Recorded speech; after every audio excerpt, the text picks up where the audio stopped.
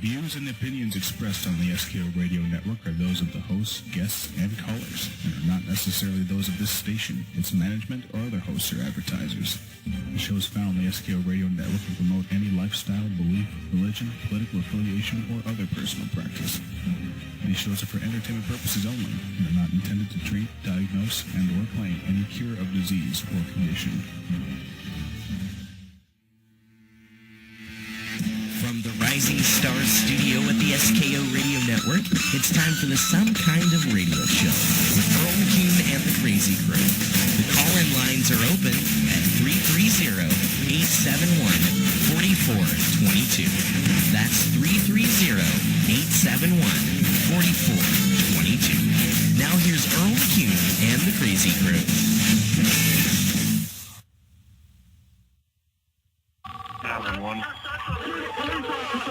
911, where's your emergency?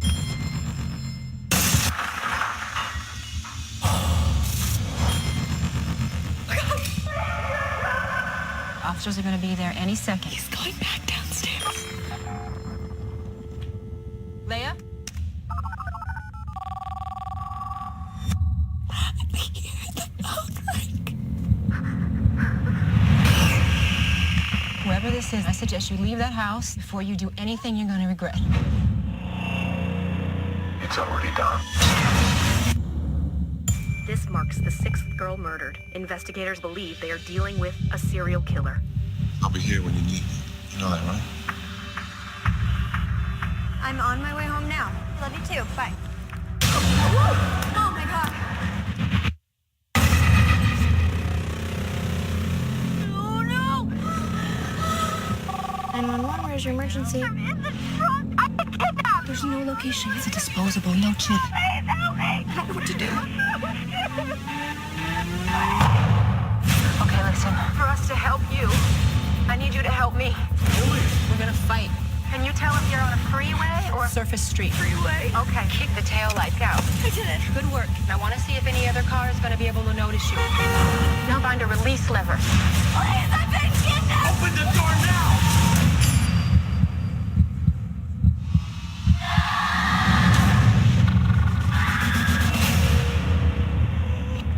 Listen to me. Do not hurt that little girl. You don't have to do this. It's already done. It's already done. It's the same man.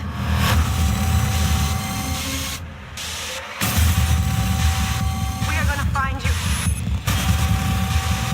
Where's the house?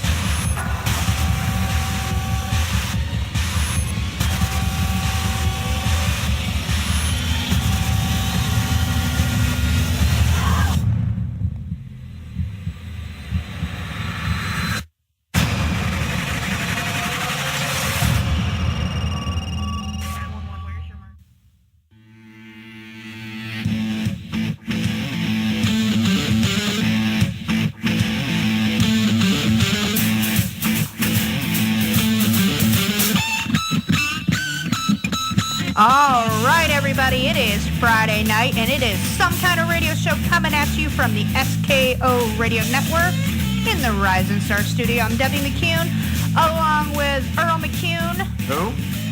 And then we got this 12-year-old that decided to show up. Take and turn around so everyone can see your face. Look at this. We got a 12-year-old, but you know what? He's dressed to impress. So are you here for an audition tonight? No, he's actually a part of the staff. I don't know. I thought this was an interview for, I'm not... Never mind.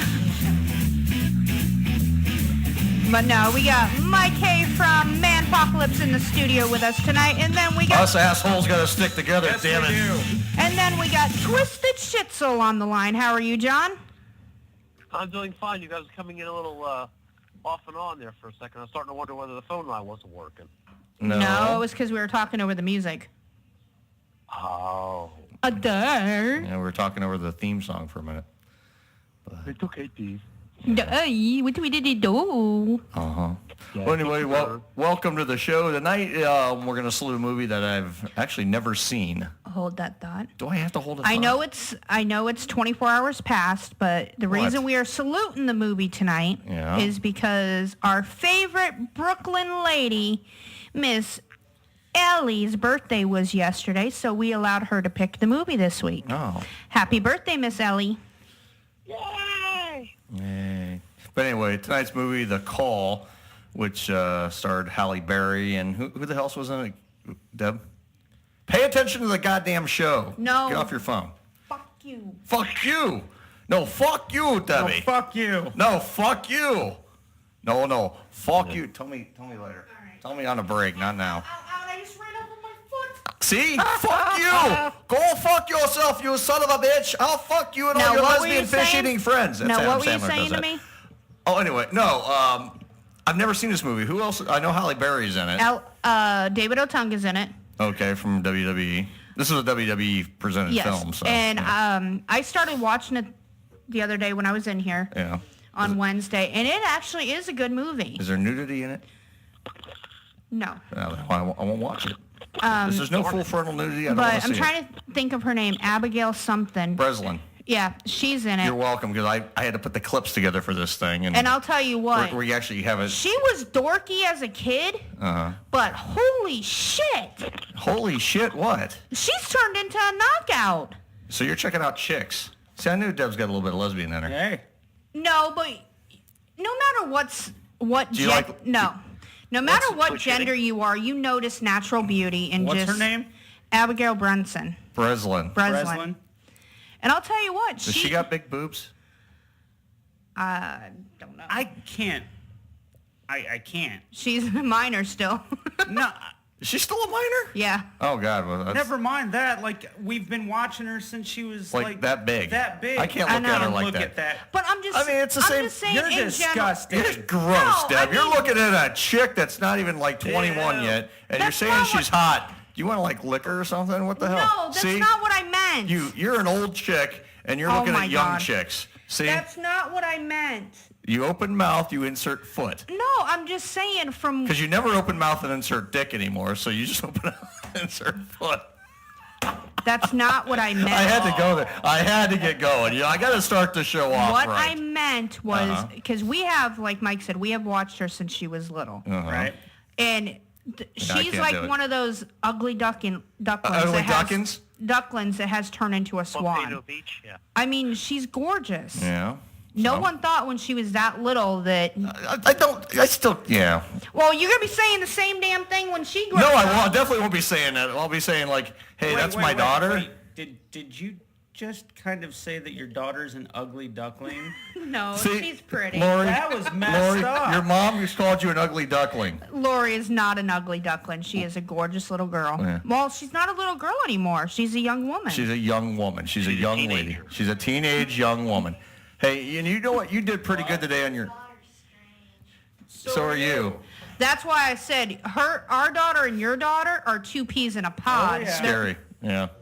They're inseparable. Anyway.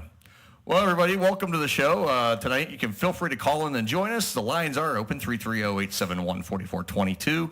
We're going to be here tonight until just a little bit early tonight. We're going to cut out at 11:30 this evening. Yeah, some kind of radio show. You're live on the air. Who do we have tonight? Hello, my name's Deb. Debbie, just breathe. You know he does this kind of crap to you all the time. Deb? Yeah, but you would think after almost 16 years, Deb, I'd be used to it. It's because you have a disease. Yeah, and it's called Married to Earl No, McCune. it's called cranial rectitis. We know this. It is a confirmed disease. You have it. You got to start accepting, Deb. We accept you for. We who accept you are. for who you are because we know you have a disease. Okay, we just know that. Breathe and remember, if you hit Earl, you'll get away with it. If you hit Mike, you ain't getting away with it. Debatable. Mike's security enforcement tonight, so he's got his badge and Back everything. off. Back off. He'll get his little whistle at you. I will. He'll get his whistle and blow it at you. Badge don't mean shit. Stop or I'll say And I stop can say again. that 'cause All right, my Mike husband Blart. won for over 30 years. You ain't scared of him, but you Stop want or to I'll be blow my whistle.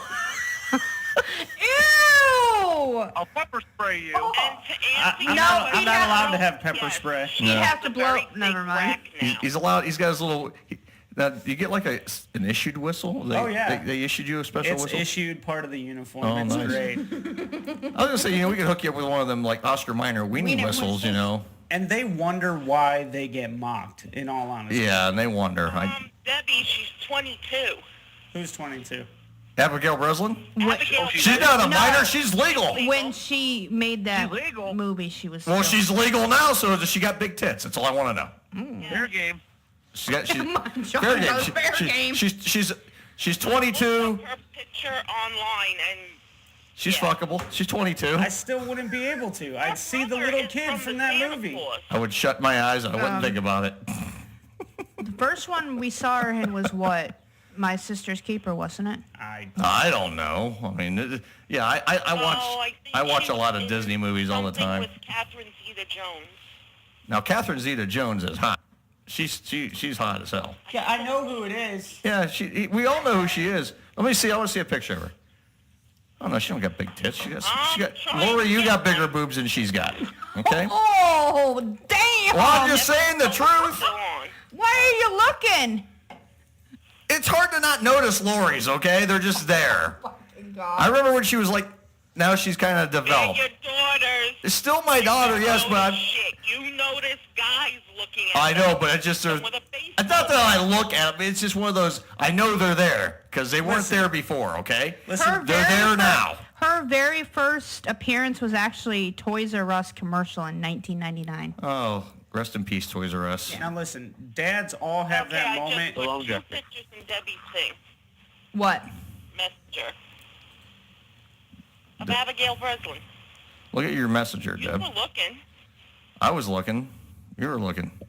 Deb's like, she's hot. She's gorgeous. I want to touch her. That is not what I said. Oh, we're just paraphrasing. That's what we do. No, she's. You're paraphrasing. Okay, wait a minute. Now they look a little perkier in this picture. I can admit. Okay, that they're decent.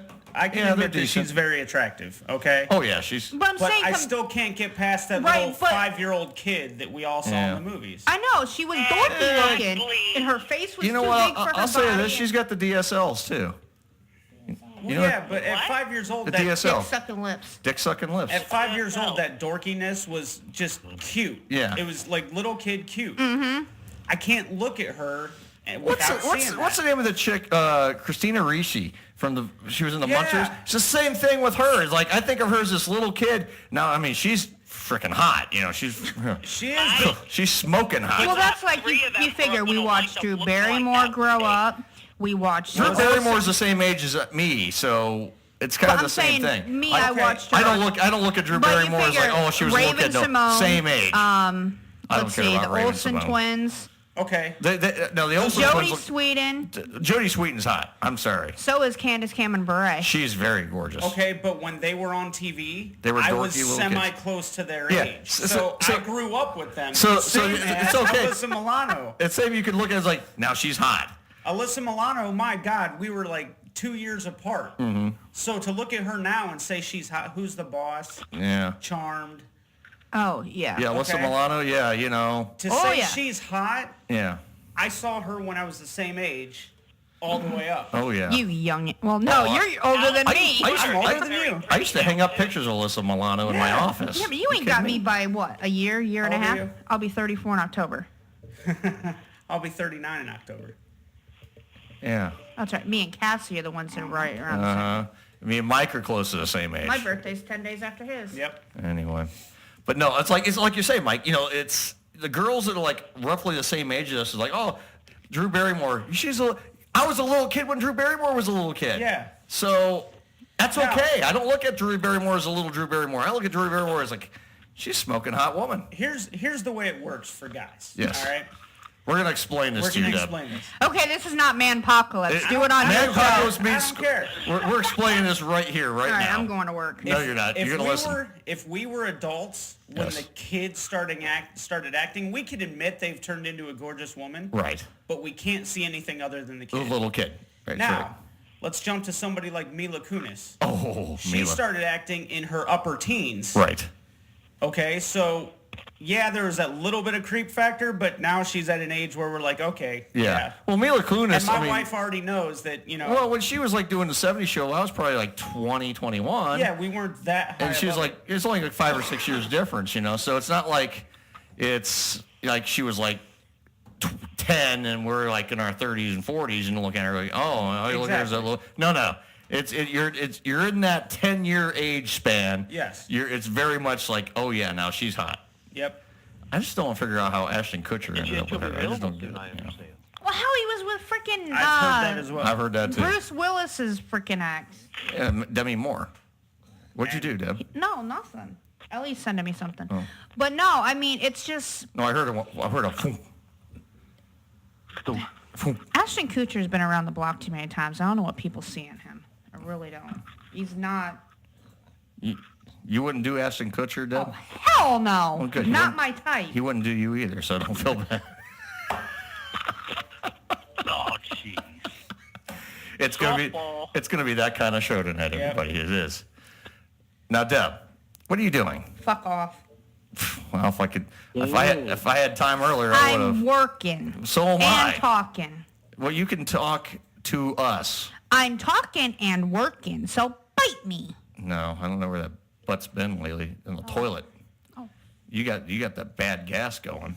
You're the one that sat over there in those Spartan pine trees. Well, because you tried. I literally sprayed. No, she sprayed the pine shit on my ass while I'm farting. She's spraying my ass down with pine shit. He farted so bad, I thought he left a green glass. Green gas cloud. Green glass cloud. It's okay, Steve. My name is Debbie. It's too bad evil looks don't really play well on the radio. Yeah, no one can see it, but we do have TV. So Scores TV is actually in production this evening. Who's that she sent? Who are you looking at now? That's the one that was on the Pepsi. Oh, that's the little Pepsi girl chick. Now I see her as just that little kid. Yeah, well, because she never did anything else. She never did shit after that. Well, no, she did that one movie. Well, she did. Debbie Does Des Moines. She did a Pepsi movie and then something. I forget what the hell it was. I forget what she did where too. she was, her dad and her were. Oh yeah. I know that. You know what she was in one movie. Yeah, but she didn't do shit after the commercials.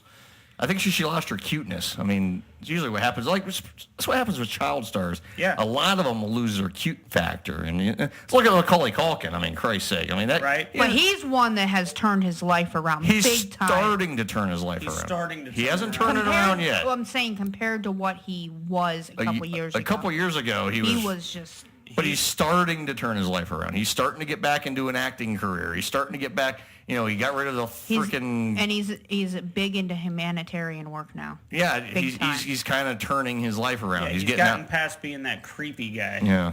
Well, that's what he turned into for a while. That creepy guy. Unlike some of those other ones, like me and Ellie were talking, I think it was Wednesday, about like look at Lindsay Lohan, Amanda Bynes, all them. They used to be one hell. They're still, I'd say they're still mediocre. She's kind of in that in between. Do I look at her as the little kid Lindsay Lohan, or do I look at her as the adult Lindsay Lohan? That's another one that's in between. But no, I mean, it's like, as we were talking about... She's a very difficult one because she's got the gazoongas there. But at the same time, she's one of those that's done lost her damn marbles. Yeah, but that's right there in court tells her attorney, I'm going to fucking kill you.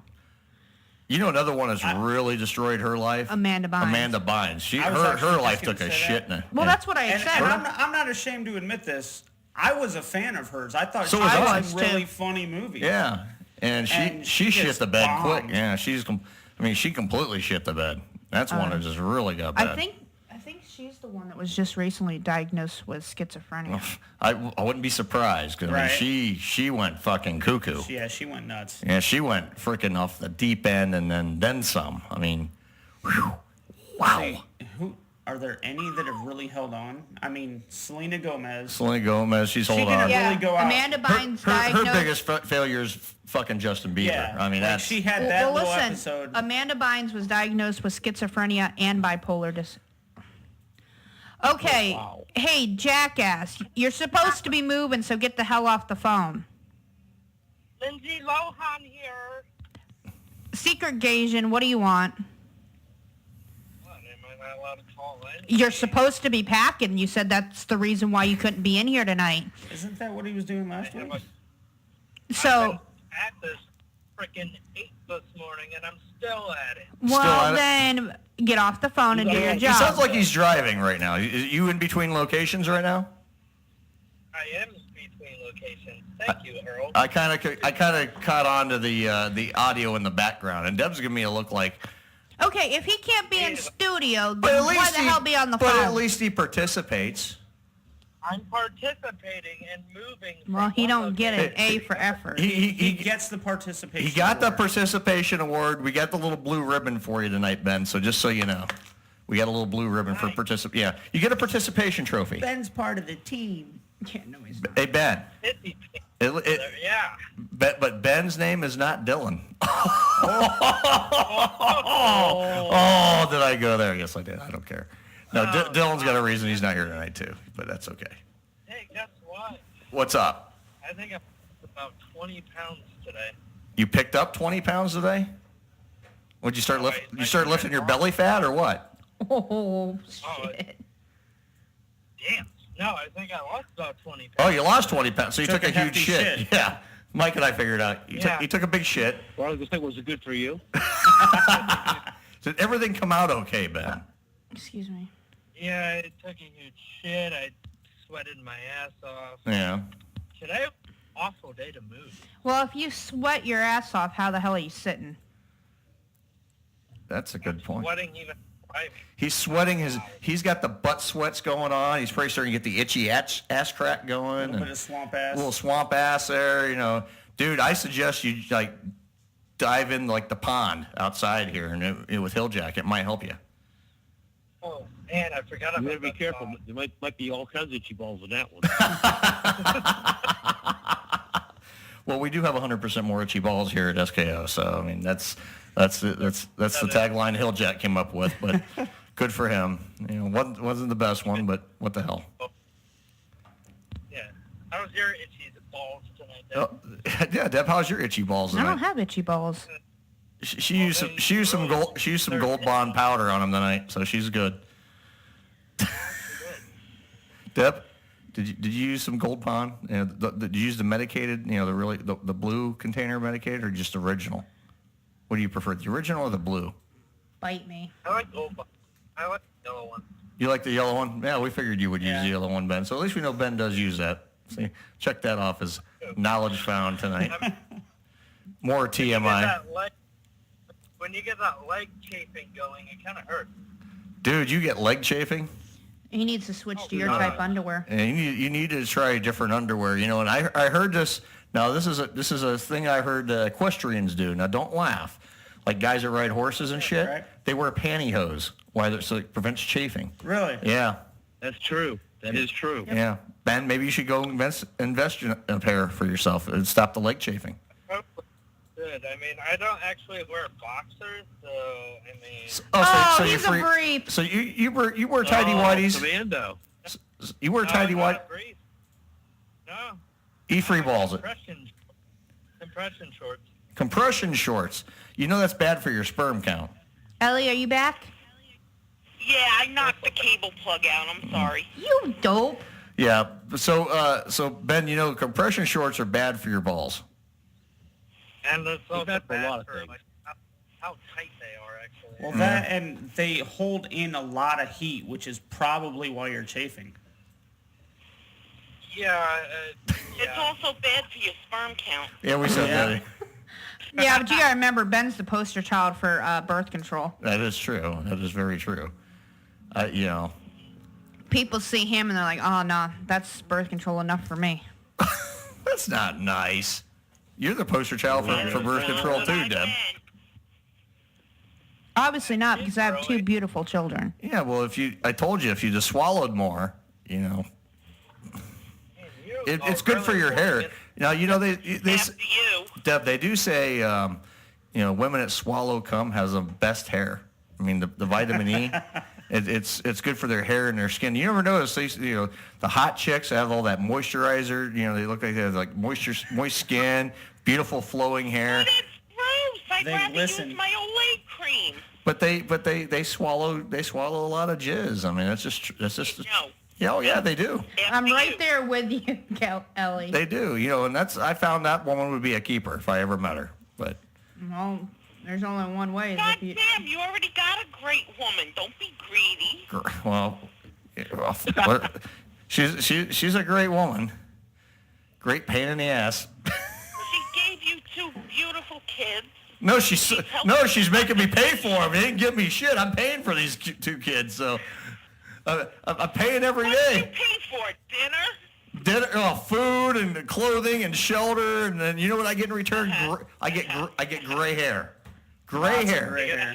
Lots of gray hair. You're also old now, so that comes with the territory. Well, no, you kidding me? Before I met Deb, I had thick, luxurious black hair, and then it ain't my fault that your genes make men go lose their hair early. My father had a full head of hair when he passed away at age 50. You get it from your mom's side. My grandfather, they had thin hair. Okay, I can't argue that. That's where I got my beak at too, on my mom's side. Gonzo. Built-in clit tickler. That's what this fucker is. Gonzo. These are a sign of intelligence. It is too. I have a high IQ, and this is a built-in clit tickler, and the ladies love it. Thanks, Mom. Thanks, Mom. I appreciate it. Hi, God rest your soul, but I appreciate it. It's Earl. Talent. Gonzo. Mine don't aim down like that. Like mine's always up and erect. No, your nose kind of... I wasn't talking about that, Deb. At the end, your nose starts to go down. I mean, when it's limp like that, it's usually after. I mean, before you flip that sucker the other way, and I'm good to go. Bammo, ready to rock and roll. Got to stick. It's like an on-off switch, right? That's it. I'm wired for sound tonight, and I haven't even had no caffeine yet or beer. Wait till the beer starts flowing. Oh, yeah. It's going to be ugly in about 10 minutes. Oh, there's beer in the fridge. You bet your ass there's beer in the fridge. And in about 4 minutes when we go to break, I'm going to be walking my ass into the office and grabbing one. Are you doing your beer review early tonight then? We will be doing the beer review early tonight, yes.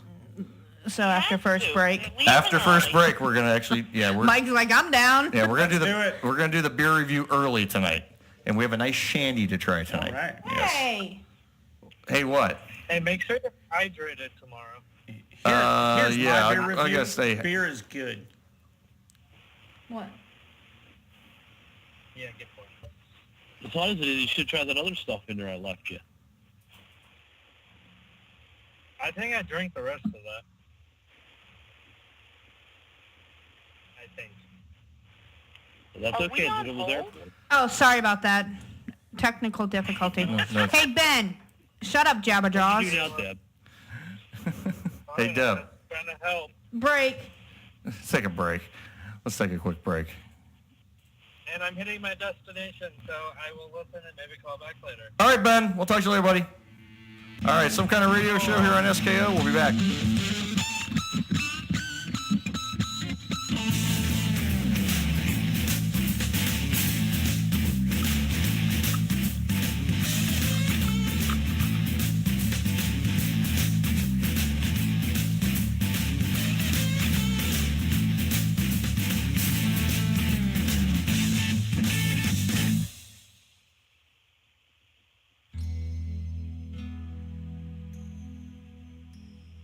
You love your grandmother, and you love your grandfather.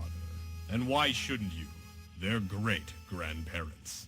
The kind you'd want to have visit, or maybe even come live with you someday. But what about the shriveled, old, beats you with a bedpan grandparents that some of you have? The grandparents that you visit who hate everything about you and your spouse, who always use phrases like, "In my day, we used to have to walk to school in 8 feet of snow, uphill both ways. Or, I had to do my homework on the back of a shovel." Well, you want to know what we here at the Geriatric Storage Center have to say about that? Who cares what you went through, you shriveled old gargoyle?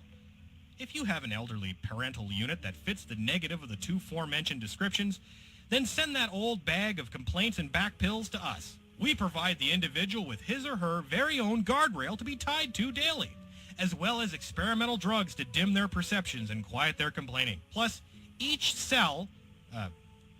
suite, comes equipped with a state-of-the-art, for the 1970s, 14-inch black and white TV with a UHF antenna that also doubles as a coat hanger and an emergency car door opener. So, if you have an elderly relative problem, don't risk imprisonment by euthanasiaing them. just incarcerate them with us. That's all at the GSC, the Geriatric Storage Center. It may not be a 4-star establishment, but it is a 4-bed sore rated empty shack full of dead flies establishment. The Geriatric Storage Center, your last option when you can't get away with leaving them on the side of the road. Like I did with my parents. What? Hi, this is Casey, and if you're a fan of video games like I am, you'll love the Game Jam here on SKO Radio every Saturday afternoon. 4 hours of the best video game music of all time, from the 8-bit tunes of the 80s to the more orchestrated hits of today. It's everything you love about video games. It's the best way to waste a Saturday afternoon without a controller in your hands. It's the Game Jam, Saturday afternoons from 3 to 7 p.m. Eastern, only on the SKO Radio Network. Hi, this is Dylan Thompson, and you're listening to our new SKO Radio Network. Stay tuned. 911, where's your emergency? A man is trying to break into my house. I'm all alone.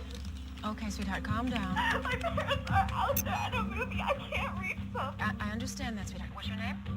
Leah Templeton. Oh, God.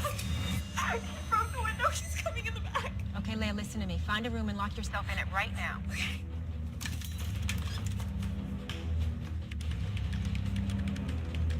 Leah? Leah? I'm upstairs in my room, but the door won't lock. It's in the house. Leah? Leah?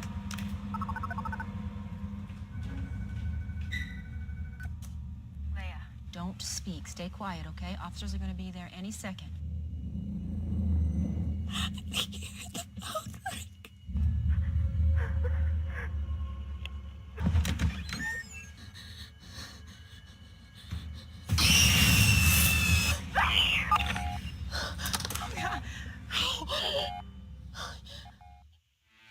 You are listening to the Some Kind of Radio Show here on the SKO Radio Network. Call now. The number's 330-871-4422. Again, that's 330-871-4422. Now here's Earl McCune and the Crazy Crew. All right. Thank you, Chandler Kitchen. This is Some Kind of Radio Show coming to you live from the Rising Star Studio here at SKO Radio Network. I'm Debbie McCune along with nobody. I'm abandoned. What the hell? Oh, wait. I got Ellie and John on the phone. You're not abandoned. I was just moving it. Oh, there's Yes, dipshit. you do. Dipshit. You should have a quiet time then. You know, you keep using language like that, Deb. You're going to end up with your own show, which you do have your own I show. do. So let's promote that. Yes, you can listen to me currently. She has 2. I have 2. Well, it's the same show. Right. It's not But no. really. It's not really one show. Counts as 2. I have 2. No, it's one show. It's I'm just on- two time slots. No, I Same have show. Scores and Total Request Live. No, I have scores. We have Scores. Then that would be 3 shows you have. In the Okay. in- Oh, shut up and let me promote in the myself. official title of the show, the official name title of the show is Some Kind of Radio Show with Earl McCune and the Crazy I'm Crew. not the Crazy Crew. Well, you're part of it. Oh, shut up. You- No, everyone's let on- me talk. We're all the crazy people. Much for your quiet time, Debbie. Deb, can you unmute my microphone? Yeah, let me talk now. Now, I was trying to explain to Deb how she has one show. You told me and to she promote co-hosts this one. Right. Promote your show.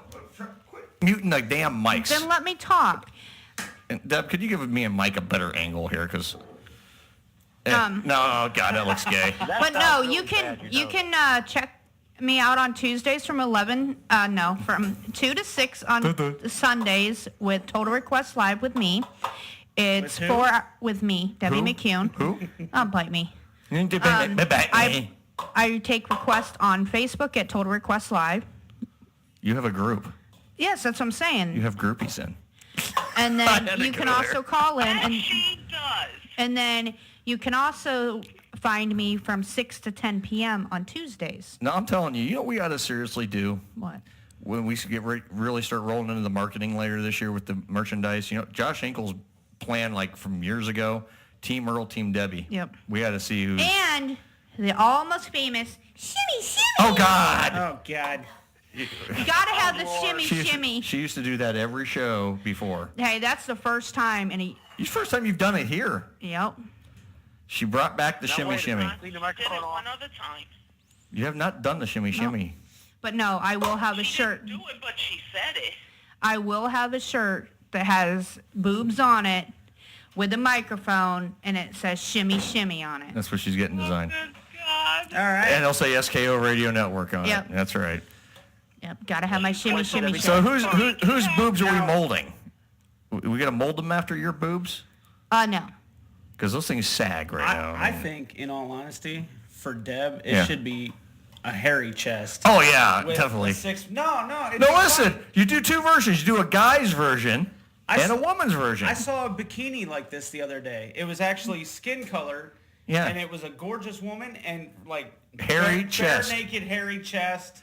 It's a It was bikini. hilarious. Yeah, it's like a skin toned bikini with hair on it. Oh God. Yeah, that's what you should do. No. Yeah, that'd be great. That's what you should get for a bathing suit for you. I think you should do that. And just have on the back some kind of radio show, SK Radio. Hey, you know what? That could From sell. a marketing standpoint, that woman was a genius because I Yeah. guarantee every guy talked to her Yeah. because of the bikini and not because of her tits. Amen. I guarantee you. Yeah, that's smart marketing. So maybe you She should, had her pick of the you beach have to that day. think outside of the box, Deb. Yeah, but being married to you, there is no outside of the box. I like You're to- one-minded. I have a very intelligent mind. I have a higher IQ than your dumbass. Yes, I do. Do a test. I'm smart. You're dumber than a box of rocks. Yeah, I'm so dumb. That's why we opened this vast empire. Okay, and who's the one that... Vast Okay, empire. and you even said it the other day. Who's the one that got the station up and running and online? You did. Thank you. But whose idea was it to start this station? Mine. No, you wanted to just branch off, do 1 week I a wanted show. to do a podcast. I was just what I originally wanted and then to do. what did I say? I said, no, why don't we go to a location and bring on other show hosts and start our own network? But then who bitched how much it's going to cost to do it? No. Dylan. Dylan Music through the ages with talks that. did. Yeah, what Miss Ellie said. Who came up with the motto? But how much brainstorming did you guys have? Apocalypse, it's girl power tonight. Right on. Right on. More power to us. What the hell did you do? You broke my freaking chair? No, my cord got stuck in the wheel. His cord got stuck in the I don't wheel. want to know where the hell your cord's getting stuck. It's not his cord. That's his appendage, okay? That's part of him. His appendage got stuck in the It's wheel. a cord. It's a rope. It's a hose. It's a Debbie, whatever. Can you run the camera for just a minute? No. Please, while we do the beer review. And you can comment on all the nice comments. Okay. No one wants to look at you. Switch it over to us. Since you're a walking advertisement for the Jack Casino. Deb, what are you doing? She is. Deb. And look, Kathy C is putting up a whole bunch of thumbs up. She likes looking at you. All right. Deb. Can we get a shot of the beer? No. Okay. Beer review. It's our SKO beer review. We're doing this. We usually do this at the 10:30 hour, but since we're leaving early tonight, we are going to advertise. Not advertise, but we're going to promote our beer review early. This one is from the Brew Kettle Production Works. And the Brew Kettle is a brewery out of Strongsville, not too far from here. No.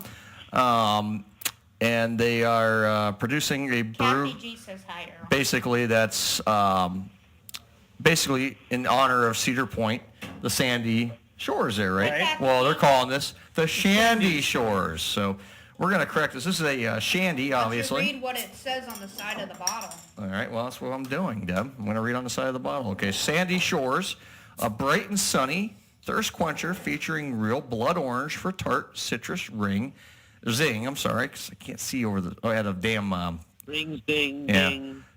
With a hint of real mango for tropical twist. This refreshing brew won't allow you to slow down, and it's perfect for a summer day. Well, that's perfect, because it's hot as balls in here again. Yes, it is. Because some reason the air got turned down again or something, so I don't know. It froze up. Yeah, the damn unit outside froze up. The central Definitely air. has a strong citrus smell. Oh, yeah. So we're going to pour it. Kathy said, do you know how to ha-ha? I know how to ha-ha. That's almost like a sun yellow when it came out of the bottle. Yeah, it's definitely a light color. Let me see. Can't really see through the red Solo cup because we don't have our glasses. But that's okay. This will be fine. But beer is meant to be poured into a cup. I mean, a good beer. Yes. Or a glass or something. So all right. It does definitely have a orange smell. Or it has a citrus smell to it. All right, let's give it a shot. Since he goes, beer. That's interesting. It's actually foamy. It's actually very good. It's really good, really smooth. It's smooth. I picked it out. You know, I don't really get a lot of the shandiness out of it. I mean, No. I'm not. That's what really kind of threw me off. I was expecting a little more fruit flavor to it. It's subtle. It's not in your face. I mean, it's not like drinking a Leinenkugel where you taste it. What are you doing? But you know, this is a good brew. It is. Refreshing. I would drink this at Cedar Point all day. Yeah, I would. I'd drink this anywhere all day. Lori, go You put kidding me? more in the fridge. They already are. Lori, go grab one for yourself. Yeah. Oh, no. Miss Ellie says hi, Lori. All right. Hi. You know, I usually Damn, it's almost gone, and that's... in a brew review don't usually. Finish it? Just chug it. Or finish it, actually. He never... That's good. That's He really never- good. That's really good. I mean, this is probably going to get a really good high score from me right now. I picked it out, so... I usually don't score a beer in the 9s, but this one's a 9.4 out of 10. Really good for a shandy. Really refreshing. I mean, this is. I mean, it's not the overpowering fruit juice, but it's just got a little hint of the blood orange and just a hint of the mango, but it's not very. It doesn't. It doesn't overpower the beer. It's just there enough to you taste it and it doesn't overpower it. 9.4 for me. High score. 9.2. 9.2. So. A little bit lower. Yeah. A little lower score, but we're both in the 9s because I mean, normally on a beer review we don't finish the whole beer. Kathy C. goes off the charts beer. I finished it. I normally do that. I normally don't finish You've it. never finished a beer. Not a beer review. I don't. That's a good one. That's a good one. I'll buy that again. Good find. I will. Yeah, great find. I'll buy it again. All right. Next time we have our little drinking binges, I'll get some of it. All right. Mike and I did a little binge drinking. Next weekend. Yes. Sign off your beer review. Okay, sign off the beer review. All right. Video done for the beer review. Thank you. Did you even leave a sip for me? Nope. No, he left me a sip. What? I don't have HIV. Now, actually, question for you: what's the ABV? What's the alcohol on it? 4.5. No, I'll get It's not strong. I can't... Not bad. I don't have No. gonosyphilitis. Come on. Gonosyphilitis? Gonosyphilitis, It's gonosyphilherpelades. I Yeah, am 4. clear. So it's not one of those. Drink the beer. Normally a typical shandy's in the 5% range or 5.5. This is only a 4.5% alcohol. So I mean, That is really good. you could drink 6 of these and you wouldn't even think about it. This is very sessional. That's why I like it. And the nice thing about It's this, a great little sessional brew. being the fact that they actually promote it at Cedar Point, where it's hot as balls, no matter when you go. Yeah. You're gonna drink this and not get hammered. No. You're gonna have a good day. That's a refreshing. I like it. Now, Refreshing when brew. we were up there last month, did they have that there? I wasn't really looking for it. Well, I mean, at the Brew Fest. No, they didn't. Actually, you know what? They had the brew kettle was there, but they didn't have this. That might be a new one then. I went last year and Must have just came out with it. See, I I was don't up there. remember seeing it, but I was up my there. God. I was up there a couple months ago. No, we were up there last What? Last month. Last month, yeah. Well, whatever. Shit. Last month, and they had a brew fest up there, and it was like $30, and you get like 30 tickets, and you could either get a little 4-ounce glass per ticket, or you give them 3 tickets and get a full beer, and then they had like 10 or 12 little barbecue stands, and you give them a ticket, and you get a little sample of That barbecue. mac and cheese. Oh. This barbecue pulled pork mac and cheese was they had pork up there. belly. Oh my! It was a pork belly, and it wasn't even barbecued. It was just a seasoned pulled pork, Right. smoked pulled pork, and seasoned really good with the mac and cheese. Oh my God, this shit was so Lori, good. go grab 2 more for that. They're warm right now, but there's other beers in there. So whatever I'll else tell is in ya, there. Last year was the first year I'd gone to Cedar Point in probably 15 years. Yeah. And I was kind of disappointed. It's been, when we went last month, it had been 10 months. It had been 10 years for us, yeah. I'm going to say, if they have this regularly now, it may change my opinion of It Cedar may, Point. yeah, might too. but Got to be drunk to yeah, navigate. my next trip there, I'll have to look, but Won't be for a couple of months. whatever. Couple months, couple weeks, couple years, whatever. We'll go to Another decade again. Halloween weekends or whatever. I'd love to do that. We keep saying we're going to go because of my birthday. We've got to go because now we got 2 birthdays to celebrate in October. I had a chance to actually be a part of it and work as a costumed, person for the event, but it was right after I got married, and I would have had to stay in a dorm. And Cassie just wasn't going to have it. Here we go. Oh, Dos Equis. Dos Equis. Okay. Stay thirsty, my friends. I put those in the... I don't always drink beer.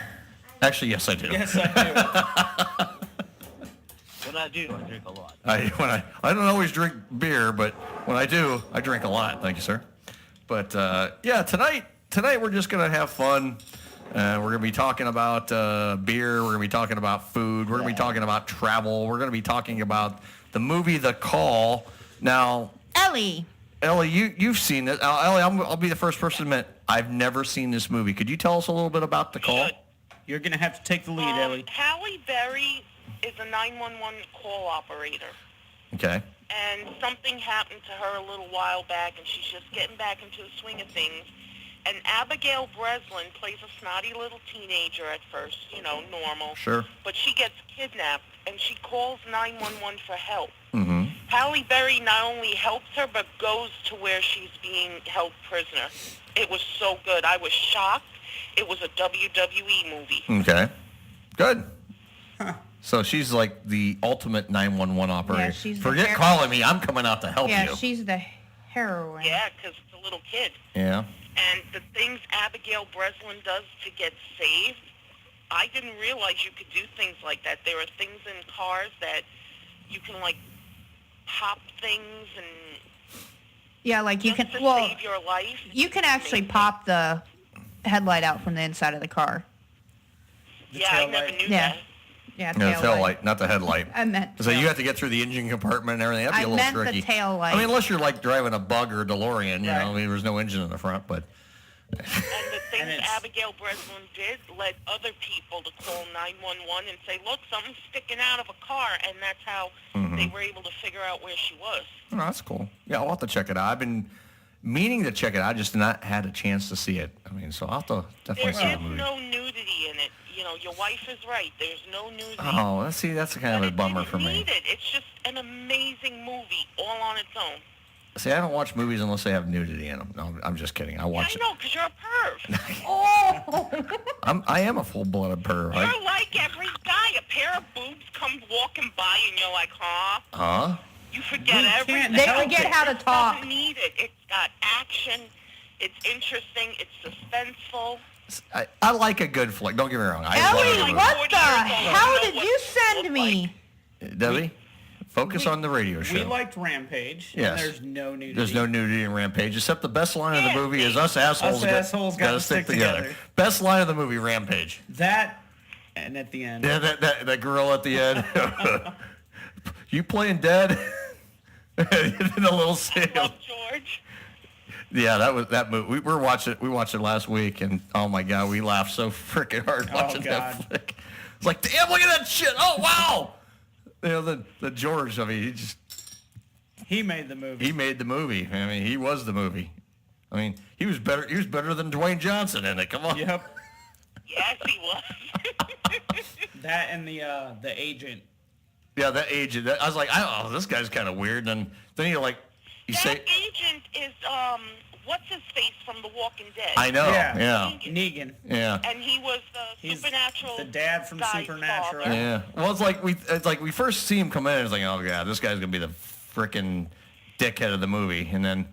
He was the dickhead in all the best ways. Though. Yeah, but he was the good guy dickhead. Right? He's the dickhead you want on your side. Turned out to be really cute. He was the cool dickhead that you want on your side, and that's the way it turned out. Everyone loves a good dickhead every now and then. Isn't that right, Deb? No? Okay. That's right. You prefer the van. I'm shaking my head at Miss Ellie right now. What's she sending you? Why? Because I love the movie? No.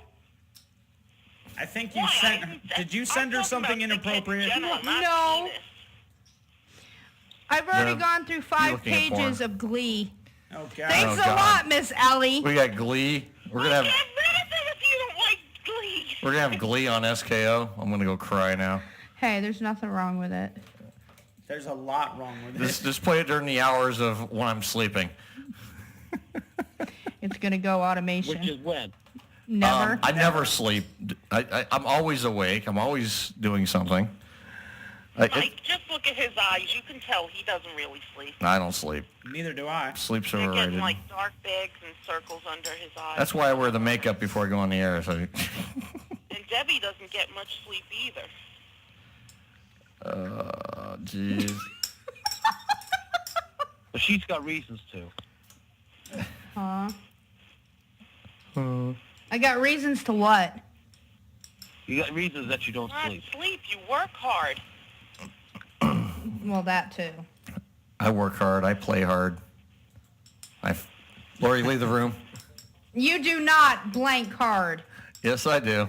That's why you're a 3-second man. You don't have to leave the room. Yeah, hard for 3 seconds is all I need. Just get done. I don't have time for that.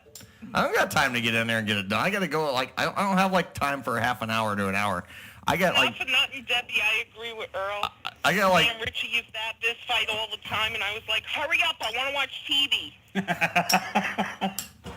And it wasn't that I didn't enjoy him. I did, but there was shit on I wanted to watch. My show is on, damn it. Deb, we got to hurry up. Wrestling's on. I got to go out and watch Rampage again. Deb, I got to go watch Rampage. Hurry up. He had to put up with. This is why he was an asshole. Can you orgasm already, Deb? The Price is Right is starting. Damn it, I'm missing Jeopardy. Hotta. See, she's like she's New England girl, so she's like hotta, quicker. I gotta watch my movie. No, it's hotta. Oh, God, not stuff my face with Pepperidge Farm. We know. Fuck off, Earl. You like the Pepperidge Farm, don't you? You like the fish? She likes the Pepperidge Farm. Don't they still make sausage too? Oh my. Yes, they do. Yeah. So you like? I haven't been in a supermarket in a long time. They love. How do you get food? She loves the meat, don't you, Deb? You like to stuff your face with the meat. Take it in deep and hard. Debbie, how far are you away from him? Too far. Not too far. Why? Far enough. Far enough. Kick him. No kicking. Hey, you damage any of my equipment, I will fine you. No. What equipment? Kick your leg. I'm not talking about your third one. I'm talking about your normal, ordinary We're talking leg. about radio equipment in here. Very expensive equipment in here. This is the experiment. This is the expensive Earltron 10,000. You know, we can't have that. Earltron 10,000. Earltron 10,000. The McCune 2.0. Yeah, that's right. Got it. What are you gonna? How'd you do? Belch? Are you holding it She's in? holding it in. She's like, her cheeks are puffed. No, I'm about ready to hiccup. Oh God, you're gonna hiccup. Oh, please do, because it's so fun. Please start hiccuping. Please start. She did. There we go. She sounds like a dog. Bullshit. Yep. Bullshit. That's her hiccups. That's what she sounds like when she has the hiccups. God, here we go. Yes, that is Debbie's hiccups, and she's doing it live on the air. This is fantastic. This is a moment. I'm glad we're recording all this. This is great. Oh wait a minute. Oh, we should do a video. I agree. Oh yeah. Oh yeah. Put the video on now. Yep, Now. we're doing it right now. That's ahead. right. Go ahead. You know you're not done. Hiccup. Hiccup. Well, this has gone on for like an hour and a half one night. Okay, here we go. All right, we got. All right, I don't want to see me. Hold on a minute. Okay. Okay. Yeah. Here we go. This is what we do. Here we go. You need to go get checked. You need to go to the vet, Deb. Did you swallow a poodle? Did you eat Ducky? You didn't eat our dog, did you? She's got the hiccups. I'm getting it live on video. Scores TV's running. We're recording. Yeah, us assholes got to stick together. We got to stick together. This is great. And the look of surprise on her face when it happens. This is great. Look at this. Oh, no, this is not me. This is classic right here. Right here live from the SKO Radio Network. Brandy when I need her. What? Hey, you've only hiccuped like 4 or 5.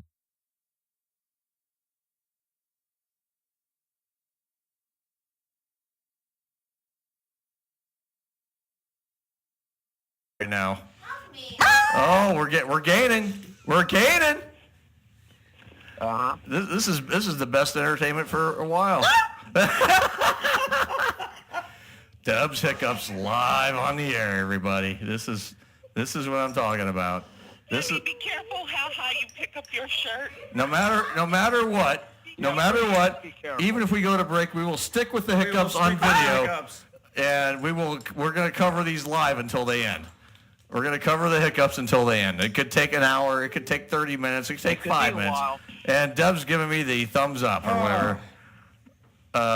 Pat just says, OMG. I have never heard anything. Oh, there we go again. There's another one. Oh, there's another one. God, that's loud in the headphones, especially when she does it right into the microphone. I have never heard anything like that in my life. Oh, my God. People are loving this right now, Deb. Debbie, how come you're like jumping 3 feet into the air? It surprises her every time. Every time. She's like, oh, my God. I'm just asking. I'm not making fun of you. I'm just asking. Oh, there's another one. There's another one. That's right. Pat says get some sugar. If you gotta puke, Debbie. No, she won't puke. No, she won't puke. She won't puke.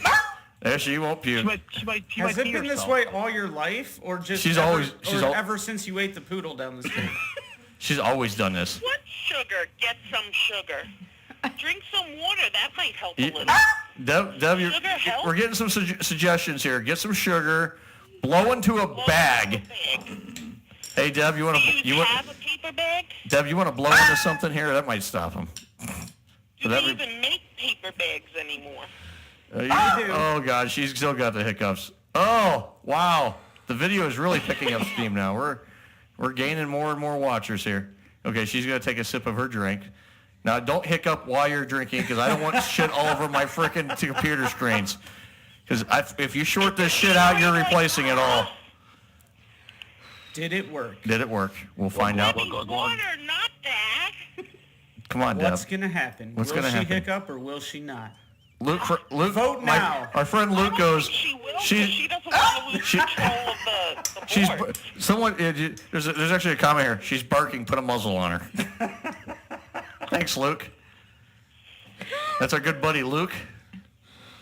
Sounds like a dog getting kicked. It is.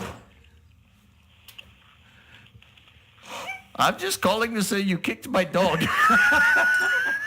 Fuck you, you too. ASPCA is going to call. Who the fuck is kicking dogs on the air? What is wrong with SKO? Oh, my God. Hey, Deb. What? You all right there? We're going to break in 2 minutes, but we're sticking with us on the Facebook. We're going to stick with us on Facebook Live even if we go to break. Oh, God, there's another one. That was a little one. Tomorrow's headline, local radio station beats dogs on the air. They're going to think we are. But thank God we got video evidence we're not. That's why we're doing video. Adam, and you better not put this in the video. Oh, yes, it will be. Oh, yeah, it's part of the official document. It goes in the video. Somebody just said for her to drink hot water. If she does that, she might pee. Deb, I got not to. Drink beer. Deb, I got to piss. You want to drink that? Break time. No, we're not. We got 2 minutes yet. It's 8:58. We got 2 minutes. Oh, it's Jesus. Been a moment. Nope. Oh, there's another one. There's another one. She's still hiccuping. Debbie, my father told me to do something once, and it worked for about an hour. Suck some dick, Put a Deb. pen or a pencil across your mouth and drink water over it. I don't know why, but it did work. Deb, Deb. That sounds like voodoo. Yeah, that sounds very voodoo-ish. Witchcraft. What did she have for dinner? German and Irish. Oh, okay. All right, fine. It was witchcraft. Witchcraft. Good old-fashioned witchcraft. Okay, that I'll accept. I like witchcraft stuff. That I'll accept. Okay, Deb. Are you gonna stop hiccuping before we go to break in 25 seconds? I think she's calmed down. She might have calmed down. Oh, there's another one. There's another one. She's still going. She's still going. Oh, poor Debbie. Great is we're going to go to break, but we're sticking with this on Facebook Live. We're going to stay with this because this is like a story. All right, you're listening to Some Kind of Radio Show on SKO. We'll be back.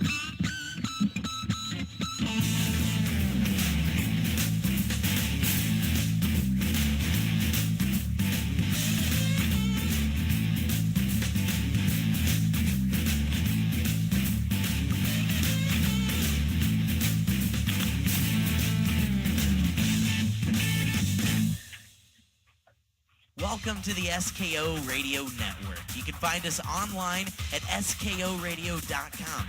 We're also on the TuneIn app where you can listen with your mobile devices on the Google Play and Apple Store. Find us on social media at facebook.com/SKO Radio Network.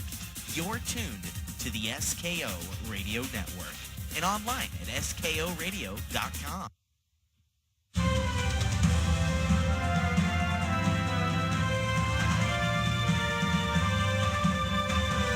In the past 6 months, the FCC has given out over $2 million in fines to television networks for obscenity violations. That's right. But, the networks are complaining that they can't really tell themselves what is and what is not obscene. So we're going to figure it out this morning right here on Today Now. Joining us is FCC spokesman Samuel Leslie. Mr. Leslie, how do you at the FCC go about deciding exactly what can and cannot go on TV? The key word is context. There's no reason to fear a fine as long as your content has artistic or factual merit. Such merit can be found in programming ranging from NBC's nightly news to CBS's sitcom How I Met Your Mother, starring Allison Hannigan. Well, could you give us an example of artistic merit?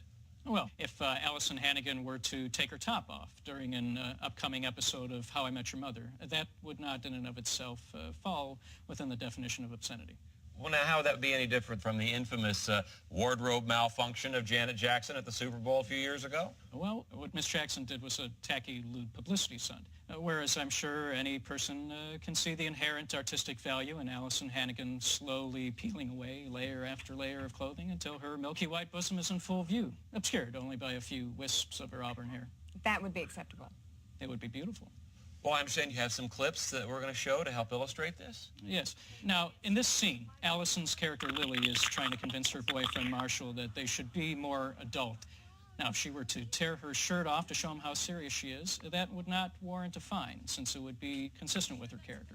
Or Allison could come into the room with her shirt already off. But what if Marshall were the one to take off his clothes? That could result in a fine of up to $500 million.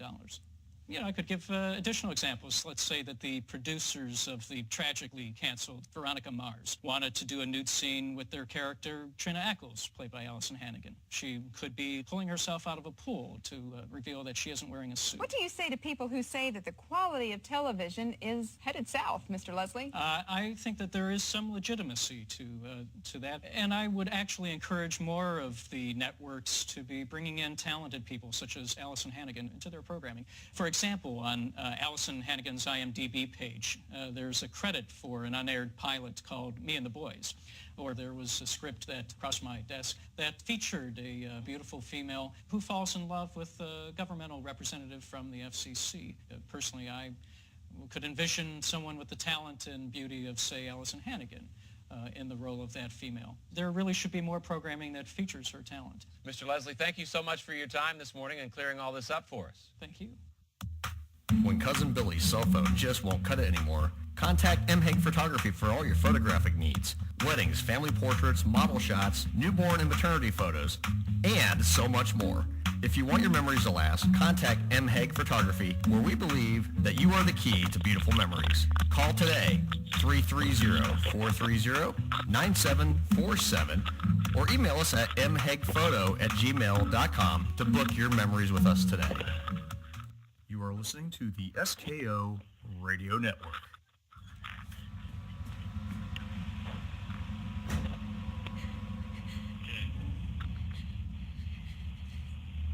Don't speak. Stay quiet, okay? Officers are going to be there any second. I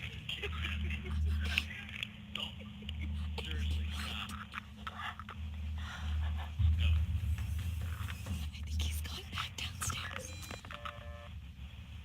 Leia? Leia?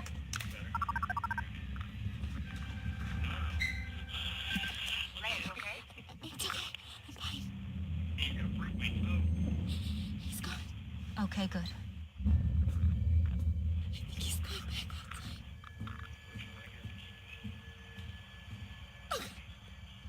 He's coming back.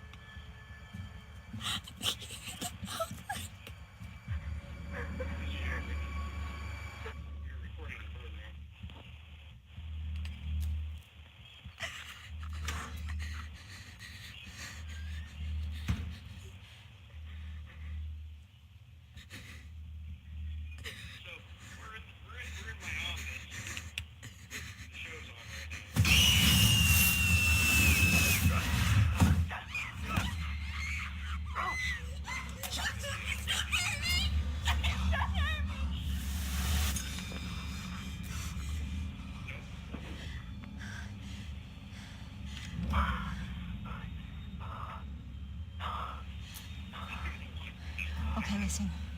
Whoever this is, the police are on their way right this second. I suggest you leave that house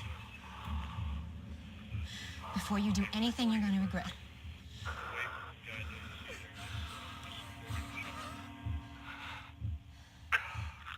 It's already done.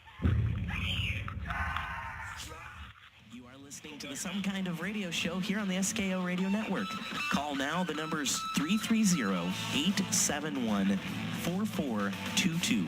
Again, that's 330-871-4422. Now here's Earl McCune and the Crazy Crew.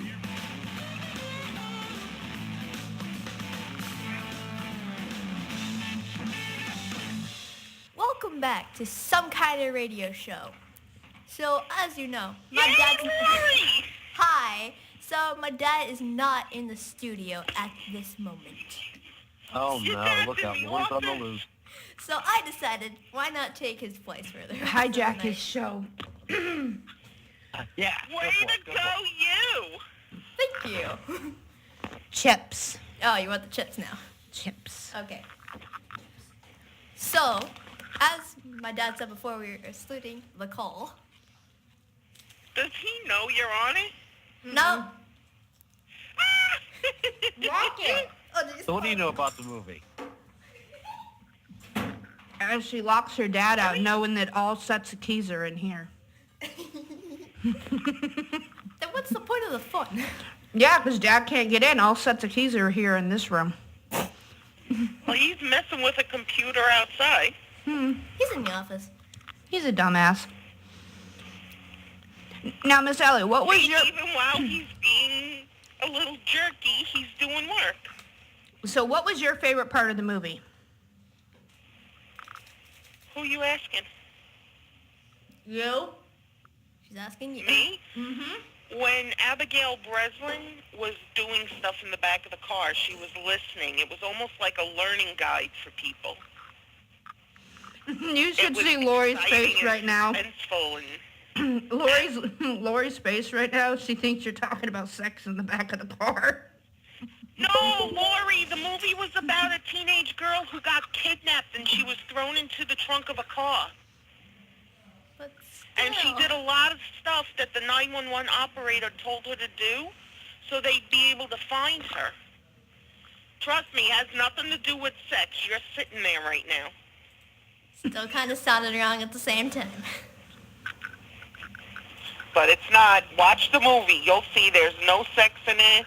There's no nudity. I'll probably watch it tonight when I get home. No, you're going home and going to bed. All right.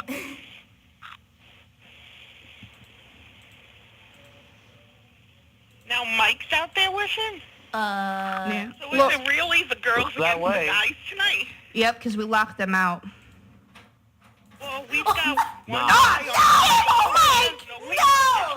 I was By having the fun! way, my keys were here too. So Oh, fuck. You think you had all the keys? I We was had having you fun all. hosting your show. No, get out of my chair. Hey, don't talk to my daughter that way. We were having You shouldn't be drinking that beer, Lori. I wasn't even drinking it. Alcoholic. You alky. Why don't you scoot over here to this seat? She needs to go to bed. Yes, I do. Go lay down. See, this is why Jason was right. We need a girl show. She stuffs her face with a potato chip. Pringles. Ha, ha, ha, ha. Good luck for you, Deb. And I'm getting this on video, of course. That would be a bad idea, actually, as an all-girls show. Who? Oh, Jesus. Who's actually a girl show? No, he said an all-girls show would be a good idea.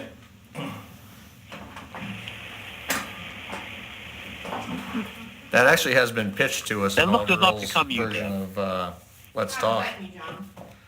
An all-girls version of Let's Talk has been pitched at us, too. Right. Mm.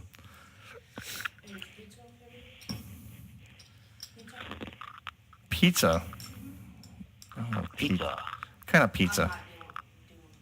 No, I don't want burgers again. What kind of pizza? I don't know. I don't know if I can do pizza or not. I'm going to shut the video off, though, but because you're not hiccuping now, and it's no fun. But I do want to point out that during that video, you were laughing your ass off, so don't act like you weren't having fun, too.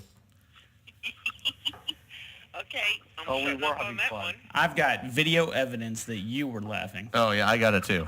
I got it here, too. I mean, you were laughing your... You were, too. Oh, you absolutely You were were. laughing your ass off. She was, but you followed her into the bed, or tried to get I into the bathroom. I wasn't going to go into the bathroom with her because it's a single... but you it's were a single following toilet... her. Maybe that's what she didn't like. We do have some And level look, of respect. Lori had to protect her mom. That just shows that Lori's a good kid. Yeah. Yes, it That's does. right. Oh, my God. Loyalty to her mother. Yes. Yeah. Anyway. 9/11 here on... So she loves you, too. 9/11 and 25 seconds here on SKO. We got a call coming in. Some kind of radio show. Who do we have on the air tonight? Well, hello, it's Big Josh. Big Josh, what's up, buddy? Oh, not a whole lot. I see a lot of chaos happening tonight. Just a little bit. Just a little bit. Deb's got the hiccups, or she had the hiccups, and then we followed her into the bathroom, and then I did bring up the idea you had a while ago about doing shirts for Team Earl and Team Debbie. I know which one Josh will have. Team Well, Debbie. of course I'll have a Team Debbie Oh, shirt. see, okay. Gotta add it to his shrine. Don't be picking on Josh. Ellie. What? She should have a shrine with all she does.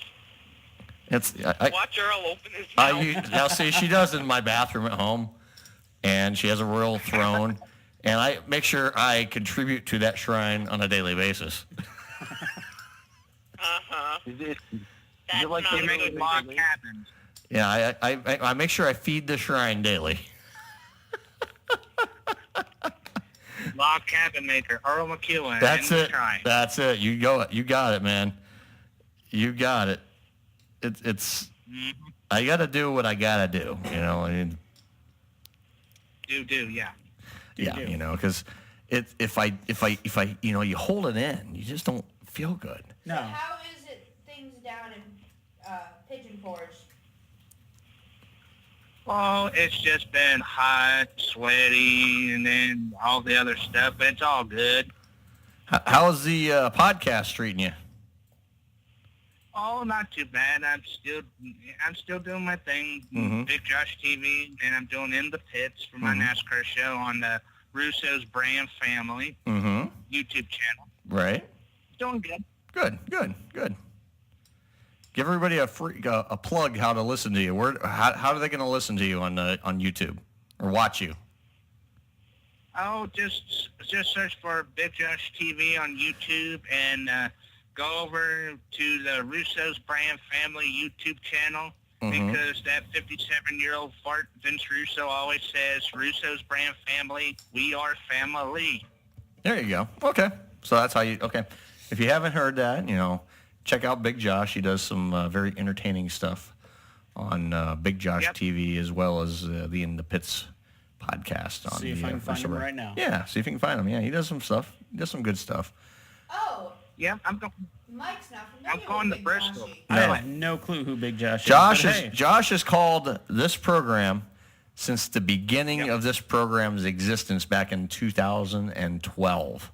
Awesome. Yeah, he's also part of the show for a while. Yep, 2013. Yeah, he called this show when it was still a YouTube podcast, and when I did it out of my house, and then he followed us the other station, and then obviously here too. So, Josh is been through 3 iterations of this program. So.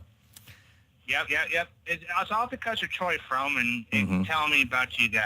It's because of Troy. It's because of Troy. That's right. Yeah, we ain't heard Heydon. I talked to Troy yesterday. Talked to him the day before. Yeah, but he ain't been calling in. Troy, if you're listening, call in. He's still recovering. He's still recovering. He's on the road to recover after his surgery. All right, Josh, I just subscribed. I'll see what you got later. Oh, thank you. Yeah. No problem. I really enjoyed the interview you did with Earl.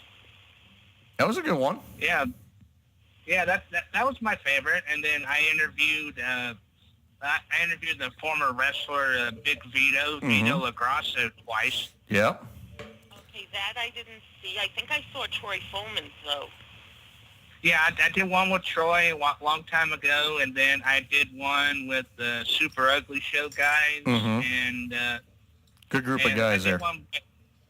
I did one with my friend Ryan DiBiase, fellow YouTuber, Root TV. Mm-hmm. And then I did a wrestling podcast with a guy named Robert Lee Rudd Jr. from the Power of Pro Wrestling podcast. Cool. Really cool, man. I did a lot of interviews. I'm gonna work on some more interviews. I got some scheduled ones with Big Vito's wife, Noelle Harlow LaGrasso from the Big Vito brand. Mm-hmm. And I'm going to try to bring on some more people. Cool. Cool deal. Yeah, your interviewing skills have gotten very, very good, Josh. I mean, they've gotten very good. I'm very impressed with what you've done. Oh, thanks. The only reason I do the podcast is because I learned from Vince Russo, of all people. He's been a good friend of mine for 4 years, and I've learned how he does podcasts, and I followed his lead, and that's how I became a podcaster. There you go, man. There you go. And that's, you got to, it's all, if you enjoy doing it, that's what's fun about it. It's like, you enjoy doing the podcasting. We do the live radio. Right. It's kind of the same thing, and we record our show and turn it into a podcast later. But it's all in the same group of family, as far as, podcast versus radio show. And, podcasts, you can kind of do, you can do a 20-minute show, an hour show. Like, unlike radio, we have a time slot. We have to fill, 4 hours. That's what we elect to do. Now, tonight we're going to be cutting it short at 11:30 because Deb and I got to get the hell out of town tonight. So that's the whole plan. So we're going to Alabama now, Earl. It's going somewhere, huh? What's that, Josh? What you do now, Earl? Did you do something naughty? Me doing something naughty? Not really. Doing something naughty. He's got to leave the state for a few days. Yeah, I just got to leave. I just got to leave the area for a few days. Just a couple days. I got to lay low. I got to lay low for a couple days. No, family. We're having some family time this weekend. So we're gonna. Oh, Earl, you scared the shit out of me. No, everything's good. No, everything's good. We're gonna have some family time this weekend, me and the fam. So, gonna take an opportunity and enjoy the weekend with the kids and the wife, and do what we got. Get out of here, do some stuff, do some family things, all that fun shit. But exactly. all good in the hood. I'm cringing at my TV right now, Earl, because I'm watching New Japan Pro Wrestling right now. Yeah. Oh, God. I hate the Young Bucks because one of those little bastards blocked me on Twitter for no damn reason.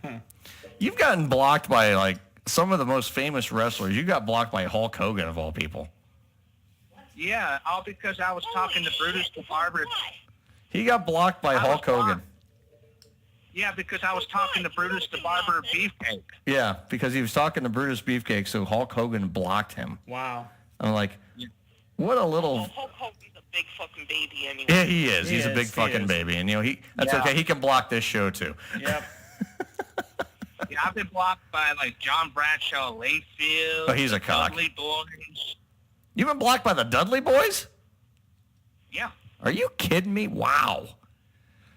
I've been blocked by actor Freddie Prinze Jr. Josh, you ought to create Freddie Prinze Jr. Josh, you ought to create how Jericho or not Jericho, but Jericho has the list. You ought to have the list of Big Josh and start making and have the list. I might consider that. Thanks for that idea, Earl. Yeah, Either that or kind of like in the Big Bang Theory where Sheldon actually framed the restraining orders from the famous Yeah, people. there you go. There you go. Oh, good one. I like that. They do? Well, Good then idea. I like that. They deliver out here? Are we in their area for delivery? Really? Who's delivering? Who? Okay. You know what I like from there? We can talk about that. What time do they close, Deb? We probably have to order it pretty quickly. Deb's looking at dinner. Dinner options. Well, we got to eat. Yeah, everyone's got to eat. Yeah, order it now. What time do they close? What time do they close? They stop delivering at 10:30. Oh well, it's 9:20, so you got get a little bit of time. Got a little bit of time. So I thought I thought they stopped delivering at 9:30 the way she was talking. Right. But yeah, Oh, boy. yeah, we're gonna get some Italiano food in here tonight. And we're gonna. I just had steak. We're gonna have some Italian. So you got steak? Oh, I can order you the Italian. Yeah, I had steak with the cauliflower and the Brussels sprouts. Wow. What's on that Italian burger, Deb? Fire-grilled 7-ounce beef patty under a tower of mozzarella. Talking to the microphone. There's the Italian burger, which is fire-grilled 7-ounce beef patty under a tower of mozzarella cheese. Is that it? That's it? That's all? No, that doesn't sound like. That, Earl, you So can do a mozzarella burger cheese tonight, makes it too. Italian? So the mozzarella cheese is gonna make this burger Is there Italian. at least like marinara? Yeah, there's marinara. Well, you said it's just burger and cheese. I mean, Well, it just showed some. It says it's a fire-grilled 7-ounce patty under a tower of mozzarella cheese, house-made tomato sauce, hot mozzarella frittata, and crispy pepperoni. I don't know if I want to do that. That actually looks really It looks good, It but looks good, but no. If you're gonna get Italian, give me a real Italian dish. I did a burger review earlier today, by the way. So I don't want. I'm not a. I could do a chicken parm sandwich. that sounds good. Are you making me hungry? That's what we do. We're all here to make everyone hungry. Deb's here to make everybody horny, but you get a side with it. Yep, Italian wedding, minestrone, house salad. Mm-hmm. You're just reading their whole menu off, Deb. What would you like with it? Well, I'll do. The soup I like there. Yeah, we're gonna have some good eats here. I'm going to pass on the side, so take my side and... Laura likes the soup, right? Yes, she does. She loves it. But, Oh. Yeah. Yeah, I did a burger review earlier today. I'm not going to do the 2-a-day thing, that's a little heavy, Right. I love hamburgers, but I did It's a little burgers much on your one day. stomach, isn't it? yeah, I can't do 2 I did burgers. burgers at home, too. Yeah, I did Hamburger Station today for the review. And the excessive amount of onions they get on those burgers, yeah. which is excellent, by the way. Well, and the lake of grease. The lake of grease, and then you get the basically the hamburger station. It's just sliders, and basically it's just very simple, simplistic. Sweet onions, mustard, and pickles. Yep. I'll be right back. Hey, Deb, Oh, God. she'll be right back. And then the fresh cut French fries too. Yeah. Oh God, it was so good. I could eat that every day. Oh, yeah. I really could. Damn you, Earl. I want a hamburger now. Well, have you watched any of the burger reviews yet, Josh? Of course I have. Let's Watch see. your burger, You Earl. Yeah, you have to watch the new one from today. That one was a good one. I had Lori do it with me, burger review. So Oh, yeah? she participated. I'll check it out. Yeah, it's on the channel. It's on the brand new SKO Radio Network channel, which is the old Some Kind of Radio Show channel. We just converted it into the whole station because we're going to add more content. It's basically station related, as opposed to just show related. So we got the whole station we got to worry about now. So, but yeah, exciting stuff. So we're adding more. Our website's getting revamped, and we're going to have some new stuff on the website, which is exciting. Our good, our very nimble and very, we're going to call him cagey. He's a cagey veteran at doing this. Mr. Pat Morrow, host of Ham Radio Heaven, is our webmaster. He's updating our website. We're going to have a whole new look to that here in the coming weeks and months ahead. Good. Of course, a lot of stuff we talked about. We're going to start doing some YouTube strict only content that's not even related to the radio shows. We're going to start doing some little bullshit videos and stuff. Just get our names out there in some other other media. You guys are gonna be doing these food reviews coming up on your Manpocalypse. Calling it Good Eats. Good Eats, yeah. So we're gonna check out like local places that we like and just review it. Cool. So I mean, we're going to be doing a lot of this great stuff, between shows and station, and you're going to see a lot of new stuff going on. So we're going to really start expanding our content, not just radio, but into our YouTube channels, and doing some more stuff that's just getting our names and faces out there. Get ourselves a little bit of visibility, and just start getting our names out there. Things go. And see where things go, and have fun with it. That's what the whole thing is, just having fun doing it. Exactly. That's the best thing to do. Yeah, you're right, because Josh, what Josh does, he does a lot of stuff on YouTube, just has fun, and that's what the original intent with this station was. Hey, we're an internet radio station, but we are doing more. I want to do more than just the internet radio. Right. I want to expand us into multimedia type of applications. Yep. Do the videos. Go out like the burger reviews, the food challenges. We're going to be taking some food challenges. Me and Mike are going to be doing an ice cream challenge here coming up at some point. Yeah. Some point soon. We'll have to pick a day and do that. That banana split that Randy Santel did. If we didn't do the hot dogs that day, I would have taken that sucker on, man. I could have beaten that thing. But, whew. And that video should actually be released in a couple weeks from what I'm told. Yeah. So that's going to be fun. We'll share the hell out of that, too. Okay, I'll listen to the rest of the show and bounce out for tonight, okay? All right, Josh. Thanks, buddy. Thanks for calling. Good hearing from you again. Okay, bye, Josh.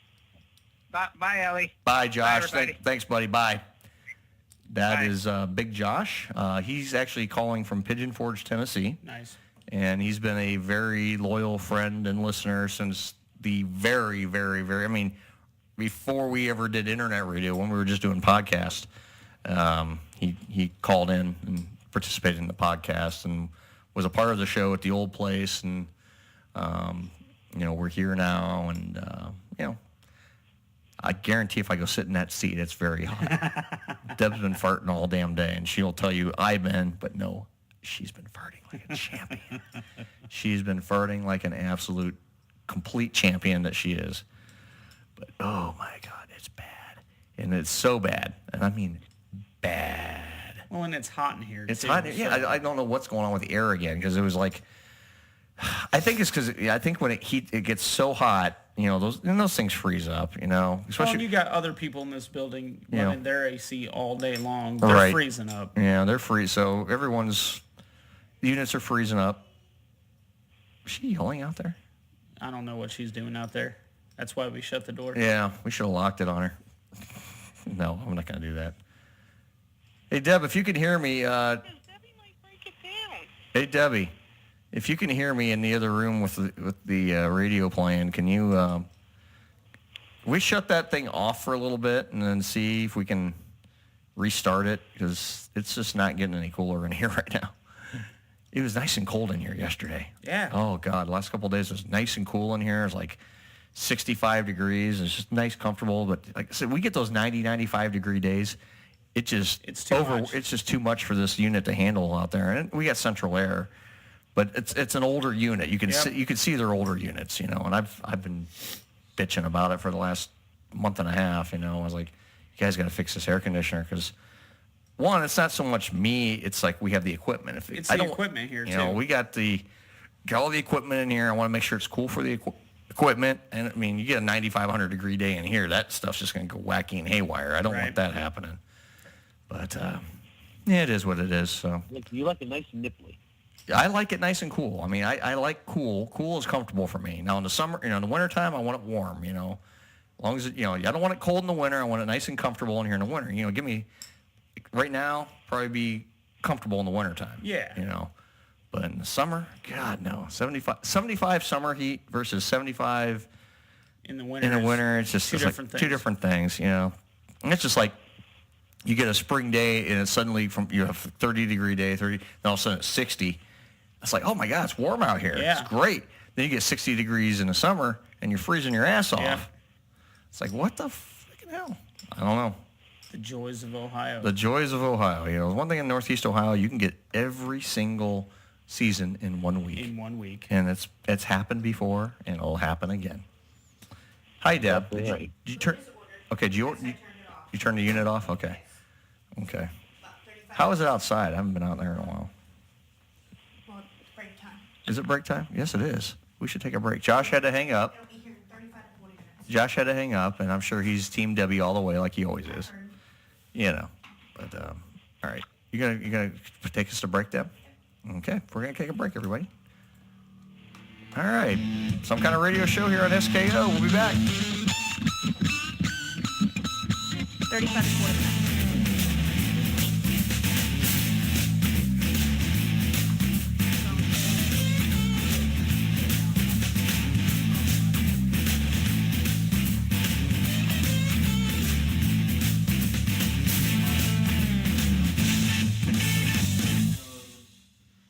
Try your headphones. Well, I know it's sometimes true if that you I bump fart, it just the right but way, I wouldn't it sounds call like it's myself cutting a farter. I'm a social farter. I really only do it when I'm out with my friends that fart. We hang out, we drink, we dance, just have some fun being together. Farting. Sometimes I'll use farting as an excuse to meet a guy. Do you want to go outside for a fart? We talk. We fart. Just because I fart at parties now and then, it doesn't make me a farter.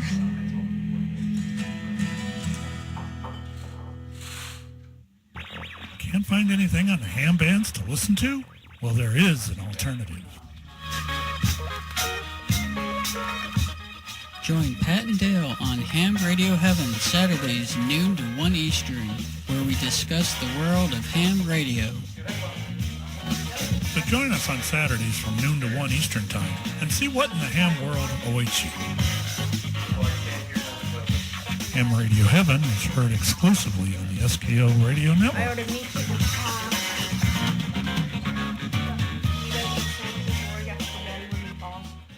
Hey everybody, I am Debbie McCune from Some Kind of Radio Show. Make sure you tune in to our friend Ben every Monday from 6 to 9 p.m. on Ben and Friends. Guarantee you might find a friend. This is Jack Bob, and you're listening to the new Some Kind of Radio Show here on the SKO Radio Network. Now with 100% more itchy bows. You realize by the time he gets here, He's 36, 6'1", 182 pounds. Current address 451 Shannon Court.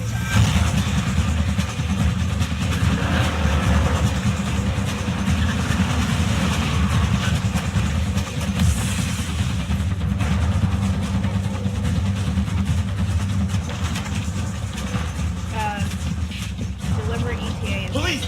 Michael Foster in this house? Ma'am, are you his wife? Hey, talk to me! Yes, I am his wife! Where's your husband, ma'am? What the hell is... Tell me where he is. Ma'am, I need to know... Ma'am, listen to me, okay?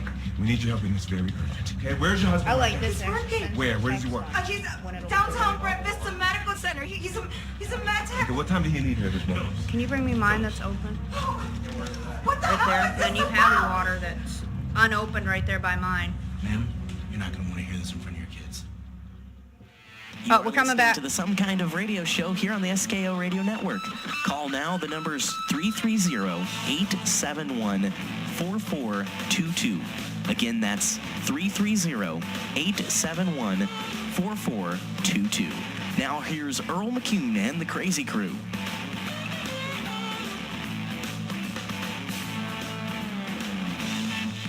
All right, we are back. Why is it starting the next one? Because you forgot to hit the stop. No, I didn't.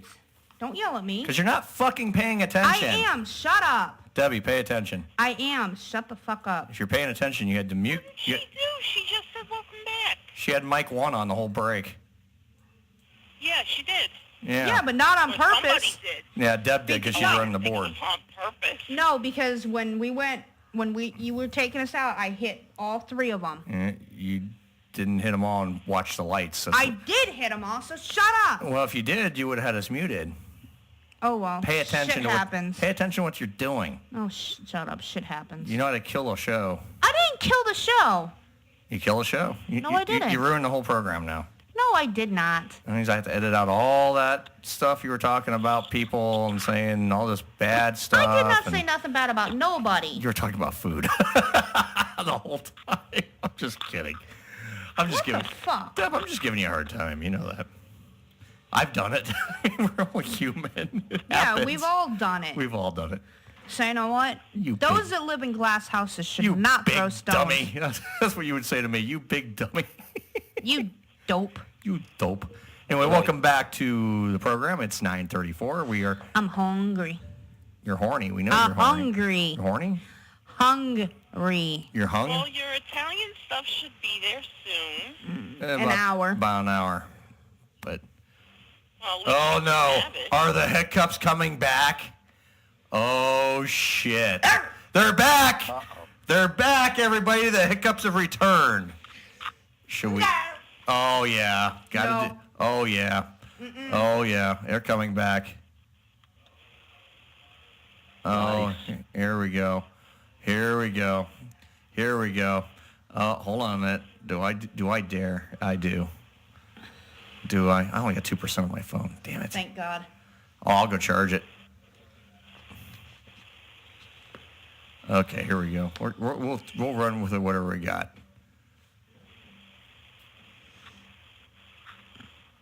Are you going to talk or just sit there and play? I'm playing because guess what? You're a jackass. Deb's Hiccups Part 2. No. They are Earl's going to drop the ball a little bit and not talk because he's doing something else. I'm not dropping the ball. There we go. Men can't multitask. I can multitask. Ooh. Deb, we got a call? Some kind of radio show. You're live on the air. Who do we have tonight? Kathy, how are you? Kathy! Kathy! Oh, now if the other Kathy calls, that'd be great. It's Kathy G. Here's what you gotta do. You gotta like go in the room, right, then come out and let somebody scare you. If somebody frightens you and you're startled, your hiccups are gonna stop. I better whip out my stuff here, Deb. Will that scare you?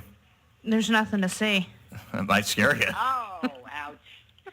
Yeah, Ouch. but if she goes into the other room, she's going to be expecting it. Yeah. Yeah, but no, not really. Listen, if I'm good at that shit, but I don't live in Ohio. so, Debbie, close your ears and don't listen. And Earl, I'll tell you what to do. Okay. Okay, Debbie. Deb, take your headphones off. See Debbie moving. All right, Deb, take your headphones. Take them off. People are watching. Take them My off. headphones are off. No, they're not. You're close enough to your ears. Take No. them off and set them on the table. Okay, there you go. Or drop them on the floor. Okay. Deb's headphones are off, so she cannot hear you. Okay, good. So here's what you do. Okay. All right. Let her either go to the bathroom, like, without her knowing about it. Like, we're going to drop the subject right after we get off the phone. Sure. And when she's sitting there, right, say, oh, you know, that air conditioner, maybe you ought to turn it back on, Deb, because, you know, it's starting to feel warmer in here. And when she goes to sit down, say, oh, my fucking God, I'm not kidding. There's a big bug on you. I guess all the humidity let a bug in. That will frighten her. I love that. She won't be, right, see? Oh, wait a minute. Not from Earl. Earl can't say it. I can do Because it. I know if Earl was my husband, I'd be like, fuck you, you're just trying to get me. Let Mike do it. Is he still there? Yeah, let Mike do Mike's not in the room right now, but I'll fill him in. Well, Lori won't do it. She's loyal to her mother. Yeah, Lori But won't do it because I would she's. be like that. It's like if Richie Don't had give me said no to heart me, attack. Duck, I'd be like, what? And get hit with something. Yeah, She see won't it. give her a heart attack, but she'll just like, where? Because the other day when I was outside, the kids were doing fireworks on 4th of July, and I was sitting on the porch trying to smoke a cigarette, but I didn't want to smoke in front of the kids. And all of a sudden, one of the kids came up behind me and said, don't move. I don't want to... Oops, she's got them back on. Deb, put them back on. Deb, take your headphones off. She's like, she can't. She don't want to. She don't listen to directions very well. Okay, they're off again. They're off again. All right. Put them back to your. Yeah, okay. Go ahead, Kathy. He said, you have a big beetle in your hair. Don't move. It was a big bug. You missed it. I started hiccuping again. Oh, God. And that, like, made me hold my breath a few seconds, and that's what she needs to do. She won't have to count to 20. Yeah. But yeah, I will try that. I like it. Thank you for the You're going to suggestion. lose your appendage. You don't know what I'm going to try. You have no idea. I mean, Is her headphones on again? well, that's okay. They're allowed to be You can on. have them on. Okay, she can Debbie, listen again. if you can hear, nobody's talking bad about you. I swear to God. Yeah, we're just talking about ways we can mess with you. Yeah, No, we're not. Being married to you is already a big punishment.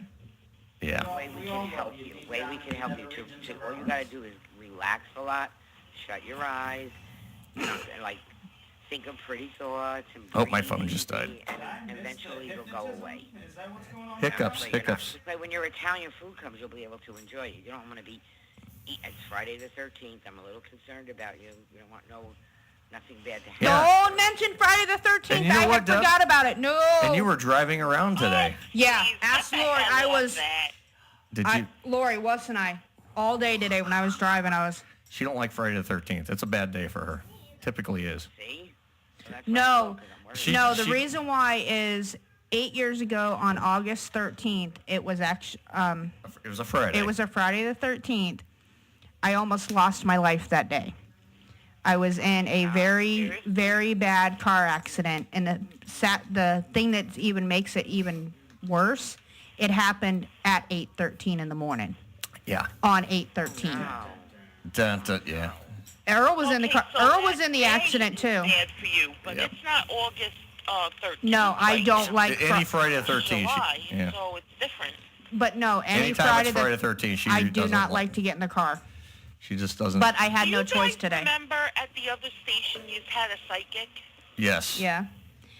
Get her back and ask her if it's Friday the 13th in general or just specifically 8:13. That specific number has something to do with you. Yeah, Nope, it's Friday the 13th. I don't. She just, you just don't like it, huh? Just like. It's in your head.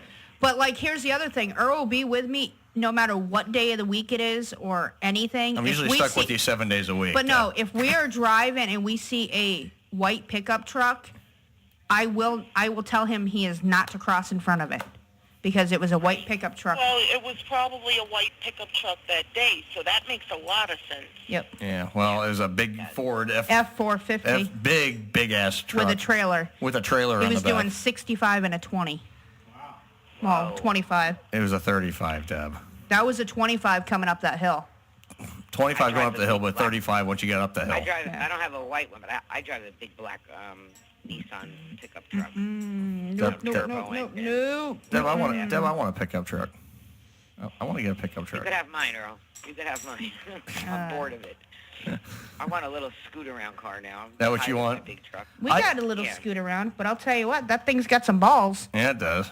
Yeah. We got a little Ford Focus with hatchback. That sucker moves. That sucker moves a lot.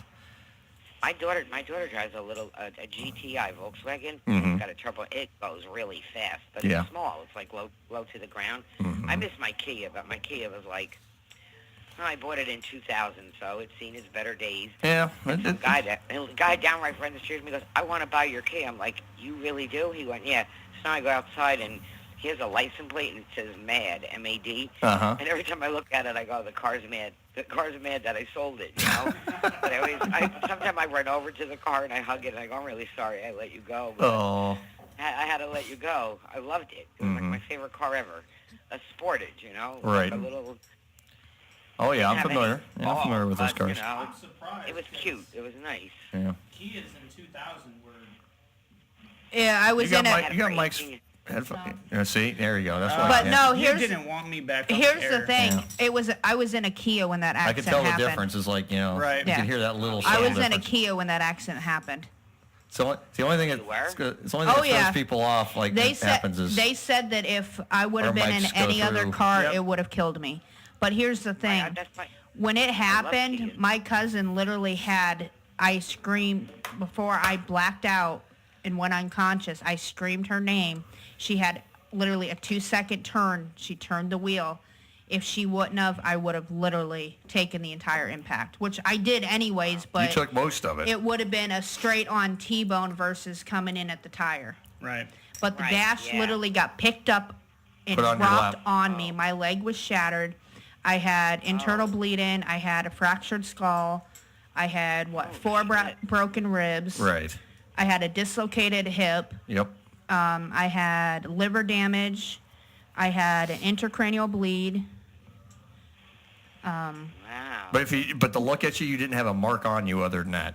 I mean, you had no. My leg was completely black and blue I'm instantly. talking like you know. But yeah, other than that, like your and I had the rash from the airbag going off. Yeah, but I mean, other than that, you really. The scariest part of it was the fact, where the air comes out of the vent? Mm-hmm. It went out the windshield, came back, and stopped right by my throat. Oh, yeah. Had the airbag not gone off, it would have gone straight. It would have pinned me to the seat. Right.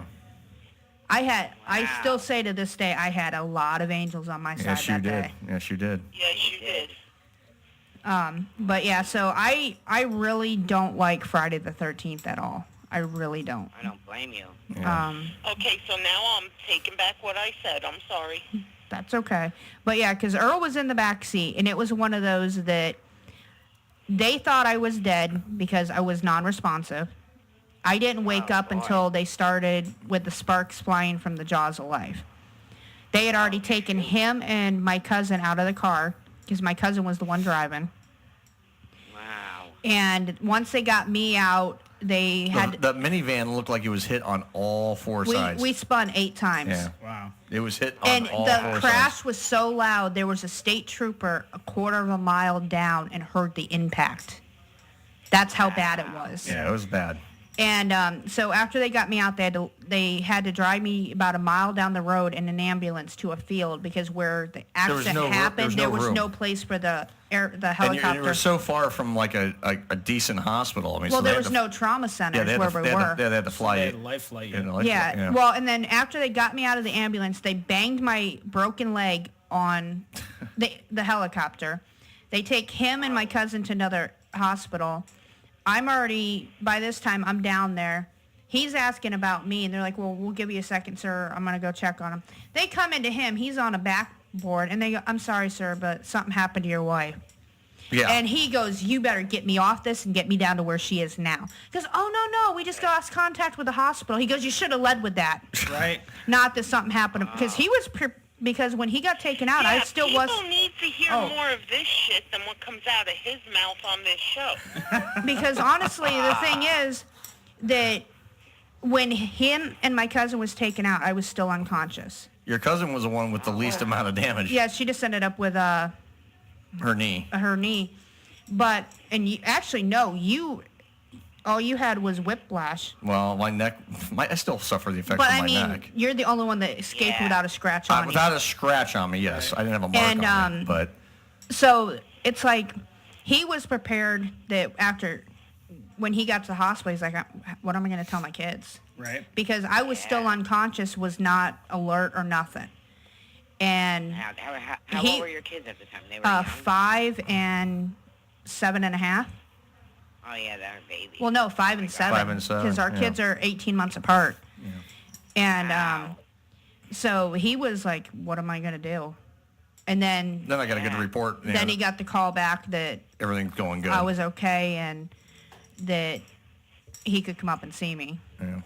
But something happened. And here's the thing. It freaked happened me the hell out. 3 days later was our anniversary. So we're doing well. We got. I had surgery. I had something to celebrate. But I mean, it's like for around that time for that year and the 2 years after it, I was always in the hospital right around our anniversary. Yeah. Oh wow. And it's like I've had 4 surgeries since the accident, and my knee's not right. They told me I'd never walk again. Yeah. I looked at him and I told him, I said, "You're full of shit."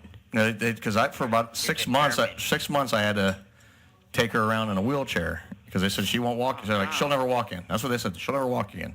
That just shows how stubborn I am. She was too stubborn. One day she said, "Fuck You're this." like my husband, yeah. Debbie. She got up out of the wheelchair and started to just walk. And she's like, "It hurts, but I'm up." Yep. And she. Stay out of work for a year. I'm going to work. That's it. Yeah. Oh yeah. Like he runs on your brain controls a lot of how you roll. She made a conscious decision. She goes, screw this. I'm not going to be a burden to you and the family getting me around. I'm getting up, and she did. And I walk with a limp, especially when my knee gives out. Every once in a while. But it's most of the time you're doing pretty good, though. I mean, you've had 2 other surgeries to fix it since then. I mean, since then it wasn't good, but I mean, how you walk now, you would never nearly know you had a problem. I'd have never known. I mean, you don't. And I don't. I literally have very. You can't even tell I have a scar. Yeah. The only thing you can tell is that if you notice that both my legs, one is a lot. A little bit heftier. It's deformed. Yeah. And that's just because of the fact of how I took the accident. My leg literally ended up twisted. Yeah. And But you get up and move around like, I mean, if you didn't know, you would never know. I can't run, can't squat, but right. You squat. I see you on the thing. You walk around okay. I mean, you keep that studio is beautiful that you have. Oh, thank you. She does a great job. And one time I saw a picture of you and your house. Your house looks beautiful. You take care of the dogs, the kids. You do good. No, thank you. You do really good. Yes, very much. Not to mention, I gotta say, Earl. Yes. Her Sunday radio show is to die for. I know it is. It's a. But you know what? I will and give her all the credit in the the world. girls are on the Great show. phone. Earl told me that I'm not allowed to sing anymore because he said it's gonna scare away the listeners. Right! I can tell you, name you right now 3 people who enjoy her singing once in a while, along with the songs just like we do. I don't want to take sides here, but I would say do every third song, or because she does have a cute voice. I mean, it's not offensive at all, but like she does. Listen, I listen to a radio show where the guy tries to sing and we all say stop. Yeah. My ears are bleeding. So, Well, the only reason I said that because I actually had 3 people text me and asked me to call you and tell you to please stop singing. So it's the only thing. And I'm not trying to be mean. Down a little. I don't do it on all the songs. Only Well, the songs that I really, really like. okay, but I'm just saying, play the music. They want to hear the music, not you. No offense.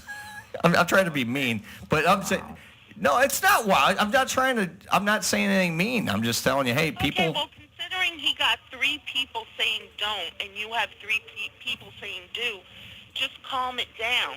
Yeah, just calm it down. You really do have a cute voice. I heard you on that smooth thing too. But here's what happens. Now, one thing here's. Earl, you have a beautiful voice for radio. Let me tell you, really. Thank you. Thank you. As far as girls. Yes. Your wife there, when she talks, she sounds like I listen to Carol Miller on the New York channel. She could compete with them. She's so perfect. Oh, she's got a great voice for the radio. I told her the other day, we were going to record some promos, and she goes, "You do it." I was like, "No, you got to." And I said, "You got a great voice for promos." I mean, she does have. You do a great job. She has a great voice for that. Beautiful. Swear to God, ask Kathy right now. I have said so many times I have manly tones, but Debbie does not. No, she's got. Yeah, Deb's got a great voice. Too, like Ellie's got that New York shit, and I got that mafia New Jersey shit. She's from Jersey. But no. It's not like I'm gonna send you a bag of dead fishes, and Ellie sounds like. Get the fuck out of here. Get the fuck out of here. The other day I yelled You talking to me? You talking to me? And she's just like, but you don't understand. I didn't care. Like, my head popped off my body. Yeah. But let me get my point. Here's what happens when you talk over the music, okay, Deb? And this is not like. Here's what happens. Corrective criticism. This is corrective criticism. This is not anything you're doing wrong. What happens is you kind of drown out the song because it kind of lowers in decibels because the microphone overrides the music, okay? So yeah, he's right. So the music. Your voice is cute, but it does take over. It does take over the music, okay? Especially can't do it if the Rolling Stones are playing. Yeah, Deb. Oh, no, I don't do it with them. Yeah. But no, I'm saying here's what happens. It does overpower the music. It does. You lose some of the song when you talk over the song. So that's the only reason I said you shouldn't probably do. I mean, every once in a while, yeah, it's fine. But, every song. I don't do it on every song. Well, the other night I was listening to you for half an hour. You did 5 songs in a row. So don't tell me you don't do every song. 5 songs in a row. I counted them. But even if she did it once, 5 songs in a row, that's not every day she does it. No, it ain't. She doesn't. Some kind of radio show. You're live on the air. Who do we have? Hello, Miss Beautiful Debbie. Hi, Victoria. How are you? I'm good. What's How are you? Oh, we're doing all right. Did I call it a bad time? No, you're fine. You're fine. There's always a good time. Well, I didn't know if you were in the middle of a discussion because I kind of had to turn the live feed off so my phone would, stop being out on me. No. There's never a bad time. Only we're discussing is Deb doing her show and her not singing over the songs. That's all we were talking about. Oh, wonderful, okay. and how wonderful her selection of music and the way she takes those requests. I can't believe how quick. She's on it. I will give Deb every credit on as far as the request and the song. I mean, we looked at the numbers this last week, and I'll tell you this, and I will say this: the number one rated show the last week was Total Request Live with Debbie. Oh yeah, she killed it. She killed it. The first night, 79.5 average. Yeah, Deb had the best numbers of all the shows on SKO last week. That's awesome. Number two was Scores. Number 3 was Manpocalypse. And her hours were great too. Hey, at least I made the podium. You're in the top, yeah. When I got home, I put that radio on and I just got on my computer and just typed, like a bunch of requests into her, and I'm putting my groceries away. It was like I had it. Yeah, and soon as she gets them, they're right in. Yeah, I mean, she does. Deb takes pride of getting those requests in quickly. I mean, but yeah, the top 3 rated shows are represented right here at this table. Right here. And Deb's was number 1. Scores was number 2. Number 3 was Manpocalypse. That's awesome. That was last week's ratings. And I'm shutting up for a bit because Victoria's trying to talk. Okay, sir. Listen, you go out and talk. I'm going to take a night too. I just had a call to try to tell you what to do. Remember what I told you to do, Earl? Okay. And Debbie, I love you, and I'll see you Sunday. Or no, you're going away. I'll see you in a few Sundays. I'll be back on the 17th. Yeah. Okay, make sure you inbox me, message me, whatever it takes, 'cause I don't want to miss it. Because I'm senile, so. You're not senile. It's just you know the DL. So. Yeah, we know the deal. Pretty soon that deal's all going to be good. Oh yeah. Yep. Yeah, I can't wait. Okay. It's gonna be great. I love you guys. And then thanks. We love you too. All right, bye. Hey, I love Kathy. I would have called on Tuesday, but my son decided to have a trip to the ER instead. Oh no, what happened? That's never good. He fell into a coffee table, and he's got a baseball-sized bruise on his little right side. Ouch. Under his cage. I wanted to make sure that he didn't break a rib. Or Oh yeah, you did the right thing. Definitely. Just better safe than sorry. Always do. That's definitely the right thing to do. Let's just say kids can be cruel and vicious to each other, especially when they're brother and sister. Mm-hmm. Oh, we know. No, yeah, we know. We got. Mike those. knows. Yeah. Yeah. We all know how that goes. I mean, siblings. So what else is new? Mike's like, oh, it's better you than me. What else is new? Let's see. I'll give you mine free of charge. No, I've got my own. Nope. No. 7, you can have them. No, he took on about a week and a half ago. He took on Lori for 3 days, and I'll tell you what. Once she left, all hell broke loose at his house. Lori, I swear to God, is the kid whisperer. She can get her brother to calm down and do what he needs to do. She's the only one that can get her brother in the shower. And then the moment she left your house, all hell broke loose.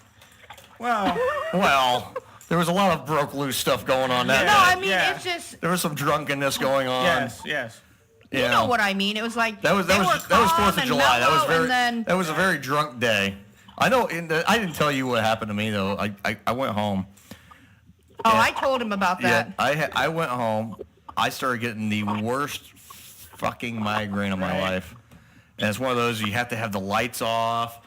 And Then they're done. I had to send the dogs next door. I had to send the dogs next door. Every little thing bothered me. I was like, he had to have 4. He had all 4 fans in the house blowing right on him. Then I'd get cold. Then I was hot. Then I was cold. I felt like I had the flu. I mean, that's how bad I felt. It was heat exhaustion. Heat exhaustion, basically.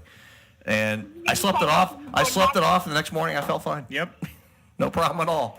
I'm like, God, I felt like shit. I'm telling her, I was like, that's kind of what's happened to me when I had to go in the house. Or one I was like, and I was like, oh, I feel better now.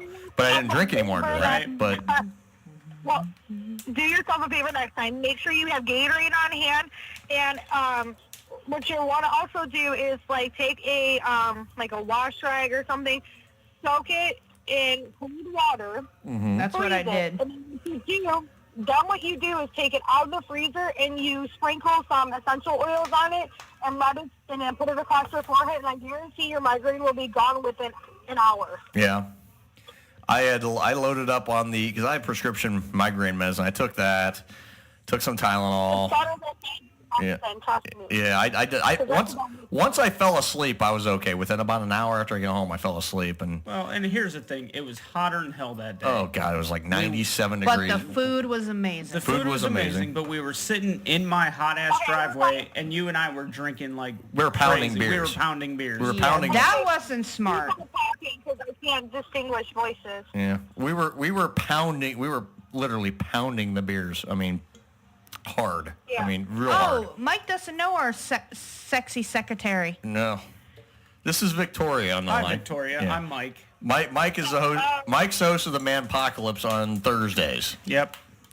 I actually was listening to his show on Thursday, and I actually participated in comments. Oh, she's one of the commenters. Oh, okay. She's one of the commenters. Well, thank you. You're welcome. Ow. Break time. Break time. Deb says it's break time, so It's I guess we break better time. take a break. All right. If everyone wants to hold the line, feel free. All right, you listen to Some Kind of Radio Show on SKO and Deb. Make sure you mute all the mics this time. We'll be right back.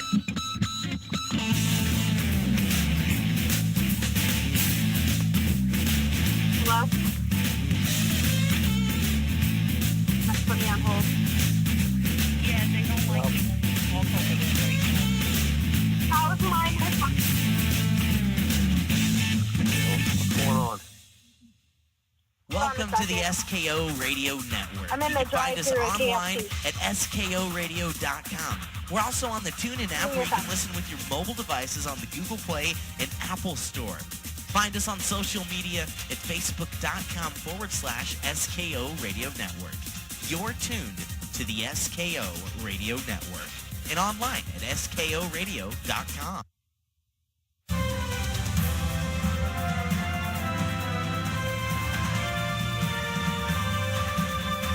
Sorry about that. Julia Murray is going to join us. She's the author of the new diet book, Shake Yourself Thin. They screwed up my order. How hard is it with you distinguish Pepsi from Diet Pepsi? Oh my God. Well, listen, first up, it's been a landmark week for women and science. After over 120 years of research, Cosmopolitan's officially cataloged every possible way a woman can please a man. Wow, that is quite amazing. Joining us now is Cosmopolitan's lead Moan Zone researcher, Dr. Rachel Steinberg. Dr. Steinberg, congratulations. Thanks, Tracy. We've accurately mapped every super hot sex zone on a male human body, empirically proven to make your man's legs turn to jello. Here's a peek into Cosmo's Man-Pleasing Institute. We had to rigorously test every nerve ending for potential sizzle-inducing properties. Tell us about some of the early discoveries of the project. In the early 1920s, we discovered a previously unknown pleasure point located a little bit above the buttocks on the lower back. That was a huge find. In fact, it opened up over 200 completely new ways to give men pleasure. Unbelievable. It must feel great to know that your research is helping so many people around the world as well. Well, Cosmos Research Center was founded to make sure that men everywhere get the most sexual pleasure humanly possible in their lifetime. And I think now that goal is finally attainable. That is Amazing. terrific news. Certainly, Dr. Steinberg, your work does not stop here. What is next? Maybe the sensual pleasures of women or something like that. No? Such a Not getter. fertile ground, to use a bad word? Okay.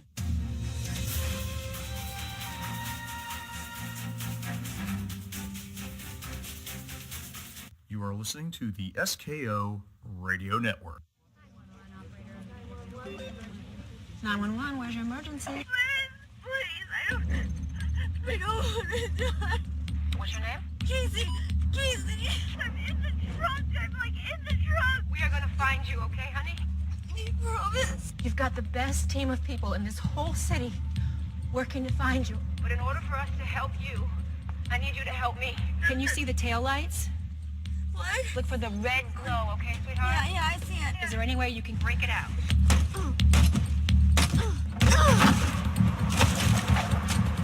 Good work.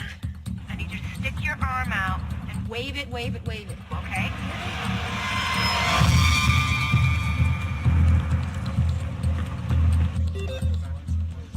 911, where's your emergency? Someone's stuck in the trunk of the car in front of me. Yo, I got her. Jordan! Casey, what's happening, honey? What's happening?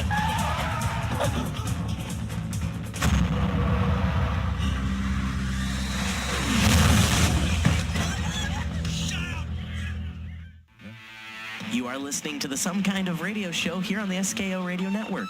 Call now. The number's 330-871-4422. Again, that's 330-871-4422. Now here's Earl McCune and the Crazy Crew. Tutu, what the hell? I don't see anyone walking around here doing little leaps and pirouettes. That's a phone number, Deb. Thank you, Captain Obvious. I was being a smartass. No, you're not that smart. All right, I'm Debbie McCune, and you are listening to Some Kind of Radio Show, along with Dipshit McCune over there. McCune. How We about got Laugh for Duty, Lori in the seat. You're We not- got John Sinsel and Miss Ellie on the phone, and I think Miss Victoria's still there. Someone was asking me, someone was asking me just this week, I was going to on Facebook, what is Some Kind of Radio Show? That's what someone asked me. So I basically said, okay, you've seen Seinfeld, right? Lori, shut that door. Yeah. Okay, Seinfeld is a TV show about nothing. And that's what we are. We fly by the seat of our pants. We go where the Some Kind of Radio Show waves push is us. a radio show about nothing. There's no... we don't have a topic, so to speak. We just ride the waves. We ride the waves. We talk about whatever comes to mind, and we just run with it, and we take your calls, and we have fun, and it's just a 4-hour long BS shoot the shit session. So, but everybody. Anyway, 10:06. We are here live we're gonna be here just until 11:30 this evening. We're gonna be cutting the show short at 11:30 this evening due to the fact that Deb and I have got to get out of here early tonight. So we're going to be off. What are you doing? Muting her mic over there. Oh. Because she's not talking in it. Oh. Well, you don't even. It doesn't matter. You don't have the pot slid up. It's slid up. Slid up? Yeah. I know, but that's fine. Anyway, tonight, like I said, our movie Salute is a movie that I have not seen. It was actually requested by Ellie, and that movie's called The Call. It has Halle Berry in it.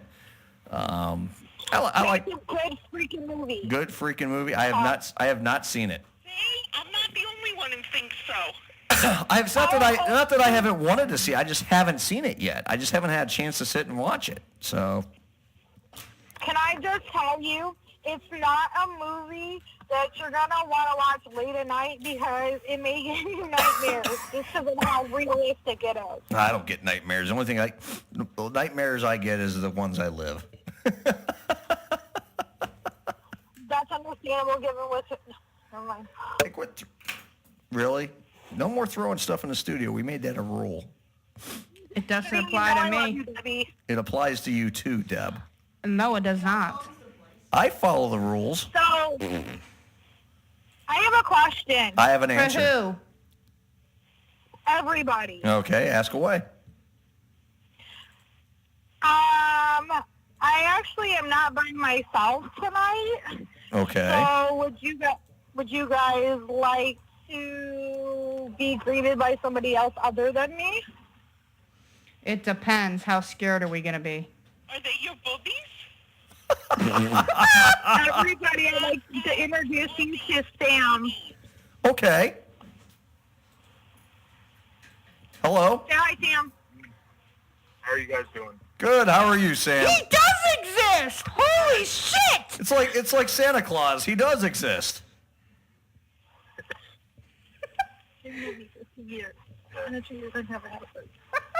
We had to do that. Sorry. We had to do that.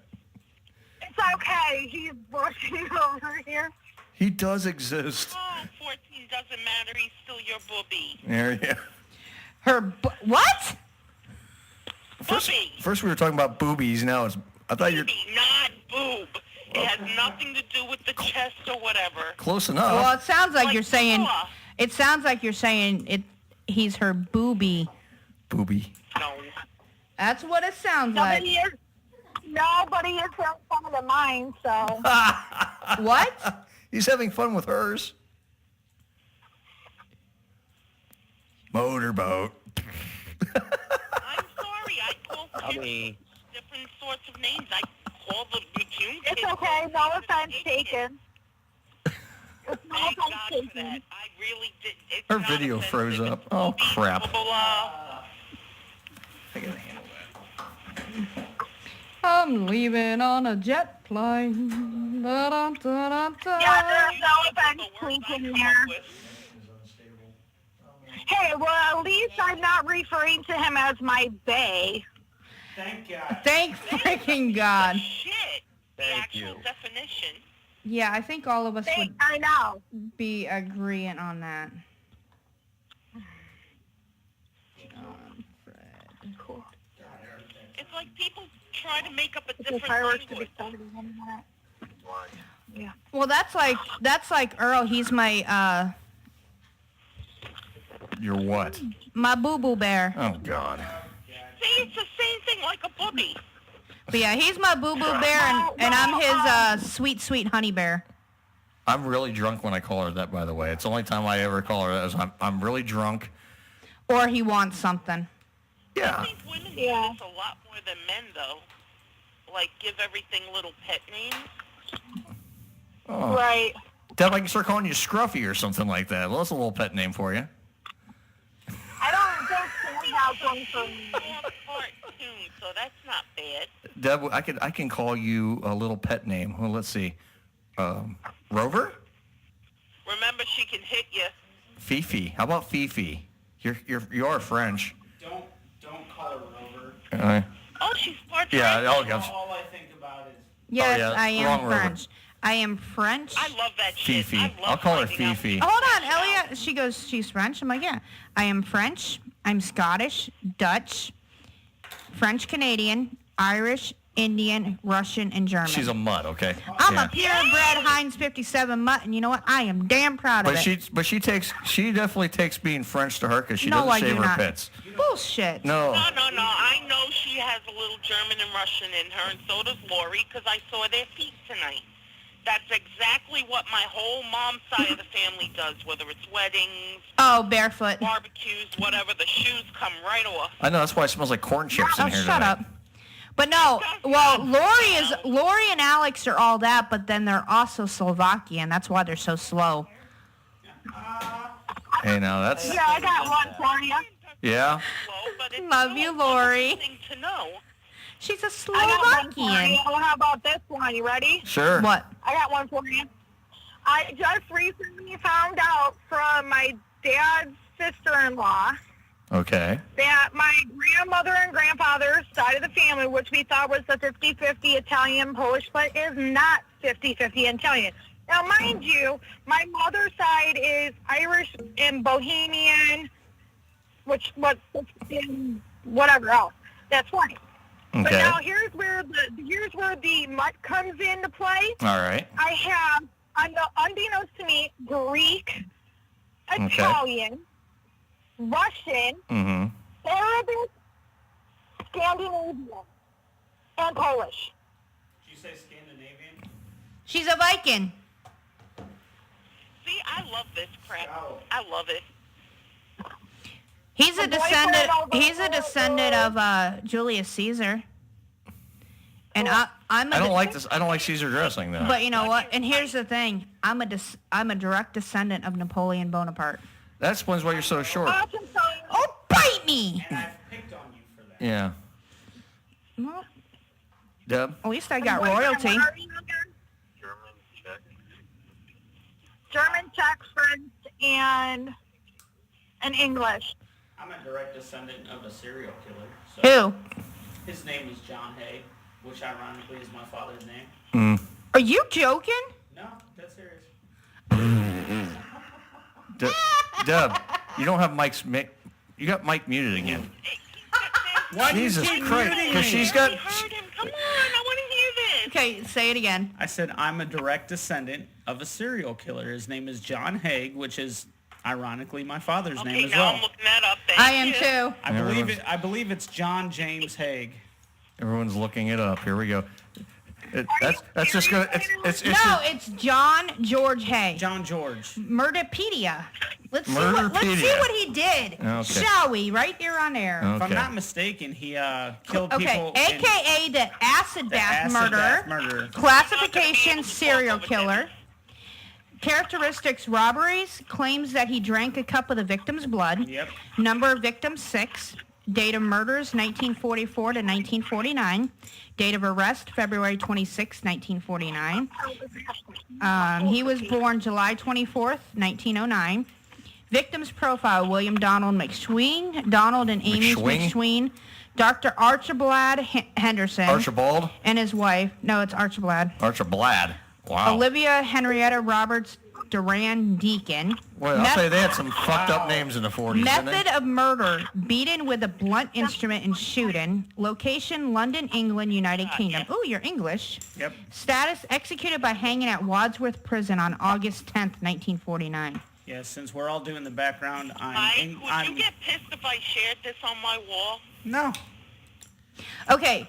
Ooh. Method: his first 3 victims were beaten to death. The last 3 victims were shot with a .38 Enfield revolver belonging to Dr. Henderson. Once the victims were dead, Hay claims that he drank a cup of the victim's blood. He then pushed the body into a 45-gallon drum.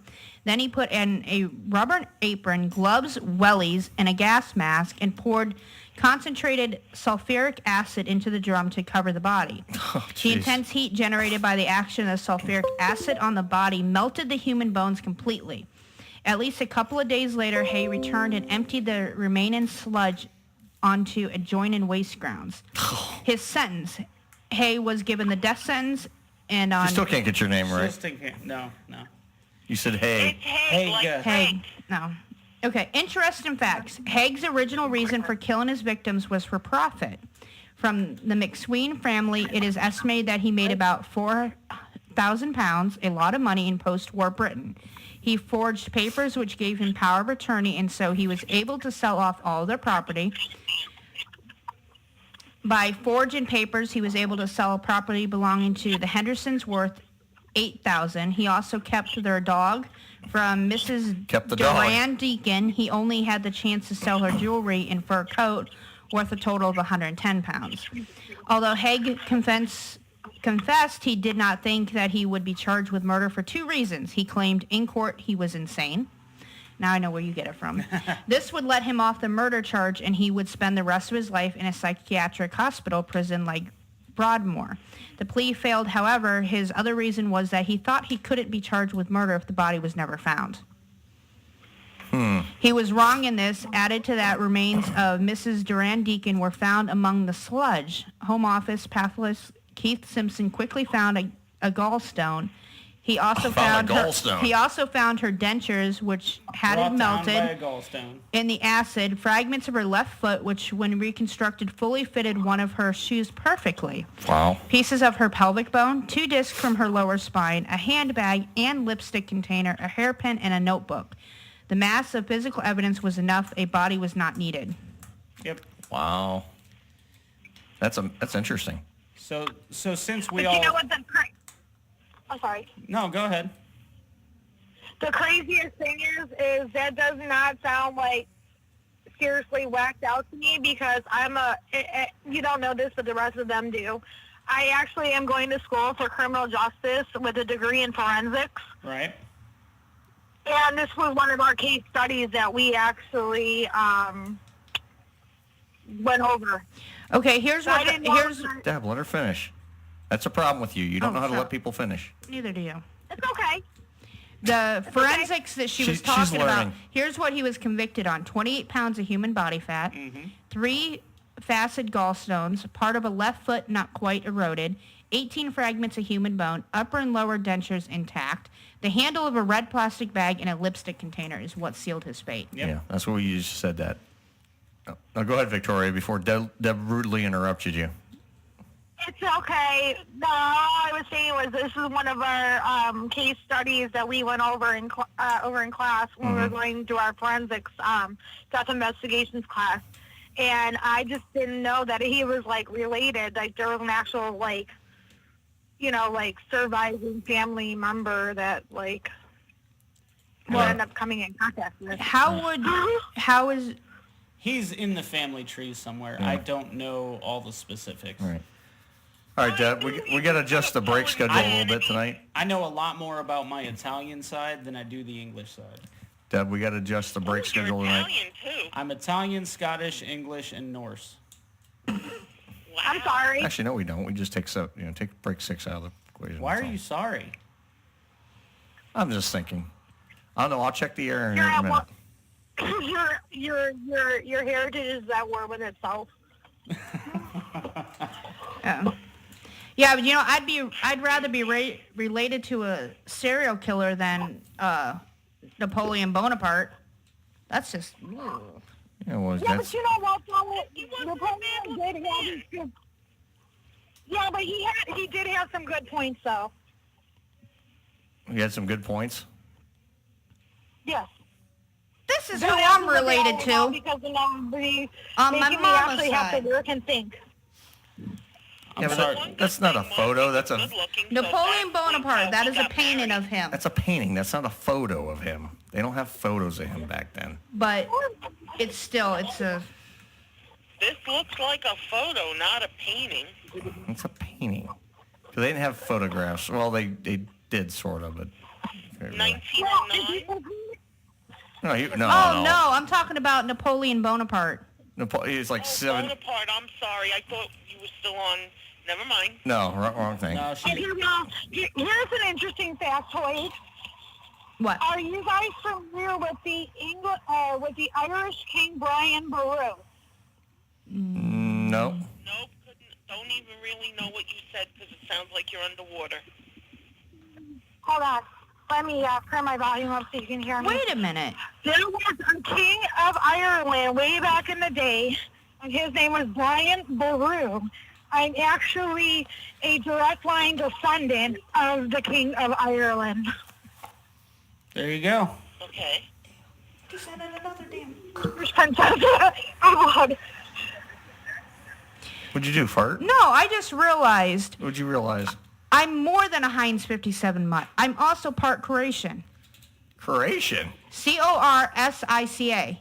Yeah, I know what Croatian is, Deb. You're a Heinz 58. You're a new breed. You're a brand new breed of mutt. Than I am. She also has golden retriever and poodle in her gene pool. Deb, they do a lot of humping at dogs and stuff in your family and back in the day. They do a lot of that stuff. You're an asshole. I was wondering because I think the food's here. No. No, it's not here. You tracking it? Yep. Where's it at, Deb? What's the ETR of our food? 10:38. Already been an 10:38. It went from 10:22 to 10:38. Well, you gotta remember all the construction down. Oh Christ! He should just start leaping over the freaking tall buildings with a single bound. Right. Every Friday you should buy cold cuts or something. At least she'll have it in there. Cold cuts? No. They don't have that in Ohio? Well, they do. I But guess they do, because Mike said something about deli bologna when I said bologna and gravy on mashed potatoes. no. Yeah? I'm not a big cold cut guy. I mean, here, I grew up, my mother, who worked, God rest her soul, she worked for Subway for 15 years, okay? So I ate so much. I wouldn't consider Subway stuff actual cold cuts. No, but I ate enough. But it's along the same lines. It's along the same lines, and I ate a lot of that shit every day now, of my Mike, life for let's years. do something that we normally don't do on this show. What are we going to do? House of Names. House of Names. Hague history, family crest, and coat of arms. Oh. The distinguished and ancient surname Hague is Old English in origin and traces its history back to the Middle Ages, when the island of Britain was inhabited by the Anglo-Saxons. The name is derived from the Old English Haga or the Old Norse Haga, which both mean dweller by the haw. It is likely that the name was first borne by someone who lived near a hedge-filled or enclosure. Although now the name is pronounced as a single syllable, it was originally pronounced as two, as can be seen from the spelling Haghe. Most likely, second syllable was a hard G sound. It's loud. The name was pronounced Haghe. It says early origins. The surname Hague was first found in Yorkshire, where Jolan D. Hague was recorded in 1229. The Scottish branch lived in Beadsmere for many centuries after their arrival in Scotland. Yep. So you're also Scottish. I already said that. You already said that, I Deb. didn't hear you say Scottish. Well, you got to pay attention. English, Scottish, Italian, and Norse. My Italian side is Carano. They are muted. Okay. Somebody's got some really bad background noise on the phone, and it's coming through really loud. Victoria. Yeah. Okay, it says, gradually becoming disenchanted with life in Ireland, many of these uprooted families sailed abroad the armada of sailing ships known as the White Sails, which piled the stormy Atlantic. These overcrowded ships. Who are we talking about now? Still? Your family, Okay. the migration of them. They. You're the only one sitting there with somebody we're actually interested in. Nobody's Debbie, really interested Ellie in back on? Napoleon. No offense, Debbie. What? Mike's serial killer ancestor, yeah. Yeah. These overcrowded ships often arrived with only 60 to 70% of There their is a car out here. It looks like they're lost. original. It's probably our food. Yeah, the guys came in and Yeah. yeah, he's lost. Okay. It's break time anyways. Yeah, he's Okay, like we'll be back, guys. he's sitting there he's trying to come in the side door downstairs. Okay. Get off the All right, hold on. Stop. All right. Mute break. it. Get out of here. Break. All right. Some kind of radio show. Be right back.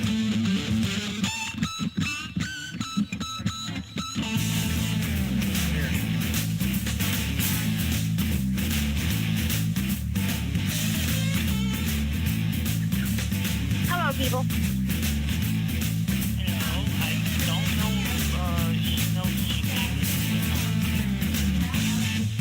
I don't know. Break time? Shame, guilt, isolation, all feelings brought on by involuntary flatulence. But why? It's not my fault that I fart. My short, flat nose makes me take in more air. That's all. And that means...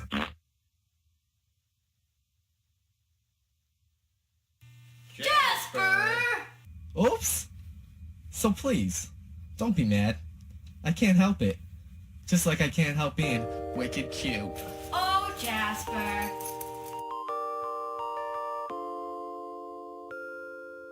Honey, you'll spoil Hey parents, tired of those out-of-control kids? Throwing embarrassing tantrums wherever they go. At the grocery store, on the playground, even at the dinner table. You've had it with parenting, but wait, there is a solution. Introducing Nap Time, the latest, most effective tool for child tantrum prevention. It's simple. Just douse a rag with our patented Sleepy Time formula, place it over your child's cry hole, press and hold gently for 8 to 12 seconds, and presto, no more tantrum. I was beginning to think adoption was the only way out. Then a friend of mine introduced me to Nap Time. It's never been so quiet around here.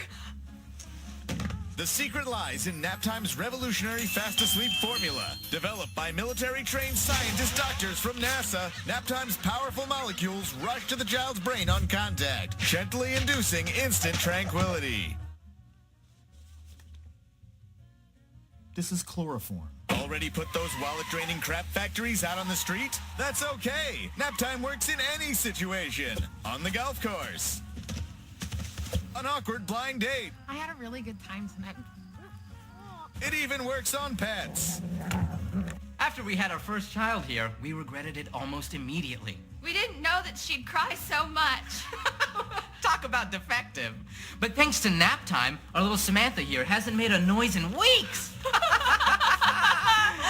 I keep her in a shoebox. Call now and we'll send you your very own 24-ounce bottle of Naptime solution for only 23 easy payments of $1.99. But wait, there's more. Act quickly and you'll also receive the all-new Dream absolutely free. It's compact and portable for those on-the-go tantrums. Just cover it, tighten it, and forget about it. It's that simple. We can't breathe good. So if this looks familiar... I feel pregnant.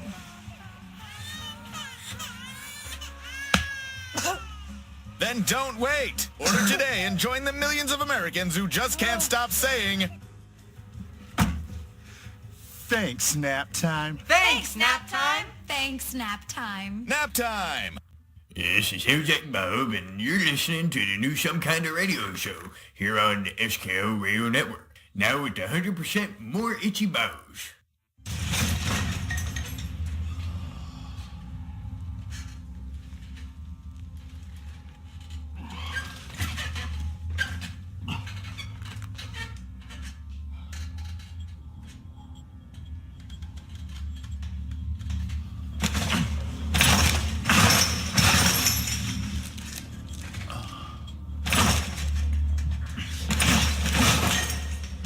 Should have listened to me, Michael Foster.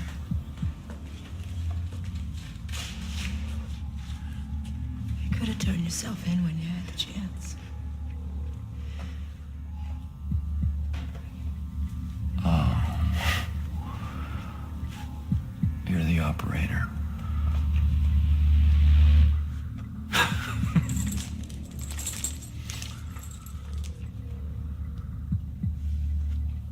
Thought you'd be taller. So when did the police get here? Police? Yeah. I escaped. Jordan found me in the woods. And you? Disappeared. What? Where do you think you're going, huh? Where are you going? Hey! Hey! Oh, Christ! Hey, where do you think you're going, you bitch? You're just an operator. You can't do this. You can't. It's already done.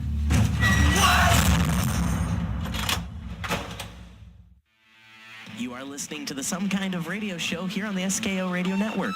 Call now. The number's 330-871-4422. Again, that's 330-871-4422. Now here's Earl McCune and the Crazy Crew.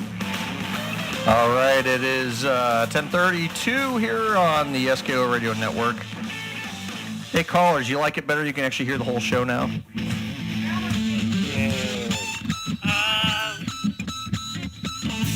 I listen on the radio. I hit the mute button and put the radio on. What happened? Hello? Hello. Deb decided to stab me in the neck with a fork. Jesus. God, that fucking hurt. No, you don't do that to somebody. That is loud. You don't do that. Blood in your wife. Jesus Christ. I'm trying to adjust some settings here. Don't kill him yet. God damn. That's better. No, I actually called into the studio and I'm like, they hear nothing but dead air. I mean, on their end. So I'm like, you know what? That's right, not. But when Victoria was talking, it was like leaking through onto the actual. What about me? So we were trying to just. No, I adjusted the output for just that. It had nothing to do with going over the air. But no, I heard it. It wasn't going out over the air. What did I say when I get a tattoo off tonight? That was probably, Ellie, that was probably me because I had my phone on. That's probably what you heard was me because I had the speakers on in here. That's probably me you heard. Hey, I got an exciting quick announcement. Guess what I just got? Cleveland Indians, Mike Clevenger's autograph. Oh, nice. Nice. Very nice. Very nice. We're down at the J collecting autographs. For a date night. Sweet. I want to see something real quick. Yeah. Well, see, we kind of have a bet going that if he gets Aaron Judge's autograph for me, we have a bet going because I bet him that he once got it, and he bets me that he will. And the standing bet is if he gets it, I have to go to an Indians game with him, dressed in Indians gear, even though I'm a Yankees fan. No. And I have to cook. And I have to cook him dinner. and dessert. But if I win, he has to take me on a romantic planned out date that has to be something fun and not something normally done. Ah, sounds like fun. Hey, Deb. Get someone your chin there. Hey, Deb, do me one favor. That sounds fantastic, Victoria. You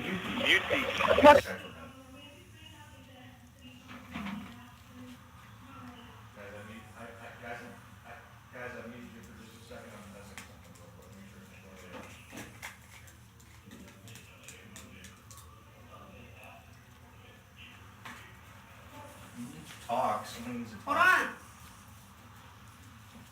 But we don't want to talk. We want to eat our dinner.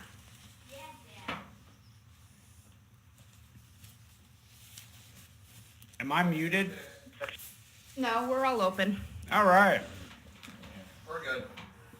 All right. For dinner, I have chicken parm and salad. Mike has a chicken parm sandwich and soup, and so does Earl. And it's yummy. Damn. Thank God. That sounds pretty good. All right, well, hey, guys, you guys have a wonderful rest of yourself, and I'll try to call back after we leave here. All right, you enjoy. Cool. Okay, bye, Victoria. Yep, me and Sam are going to go hit up some Yankees players. Scared the shit out of me more than anything. Nice. All right, I'll talk to you guys later. Bye. I was checking to see if you were done. No, yeah, Deb, you don't grab a thing and stab it in someone's neck when they're like... I barely touched you. Yeah, but I'm like doing something and like actually adjusting a dial on a knob and you're like, oh, don't do that. It scares the I hate that shit. Don't ever do that to me again. I'm asking nicely. Don't ever do that again. All right. As we were talking about Mike's heritage, contemporary notables of the name Haig. Edward E. Haig, 1867 to 1953, American 19th century Major League Baseball outfielder. Yay. Nancy Haig, American set designer who was received 5 Academy Award nominations. An American novelist. There's an American politician. Politician? Yep. And of course, John George Haig. Right, yeah. Yep. All right, Deb. Let's look up some more genealogy. We gotta look up his. What was the other one you said? Do you want the Italian or Scottish? Either name. Corrano. Corrano. A-N-O.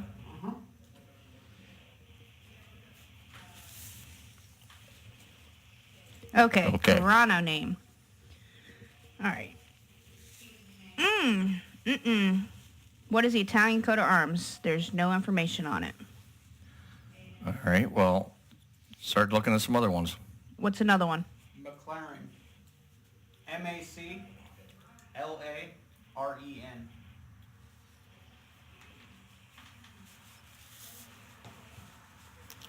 Deb is looking. Okay. McLaren history. The sea-swept Hebrides Island and the west coast of Scotland are the ancestral home of the McLaren family. Their name comes from the personal name Lawrence. The Gaelic form of the name is McLabrin. However the heck you would say that. L-A-B-H-R-U-I-N-N.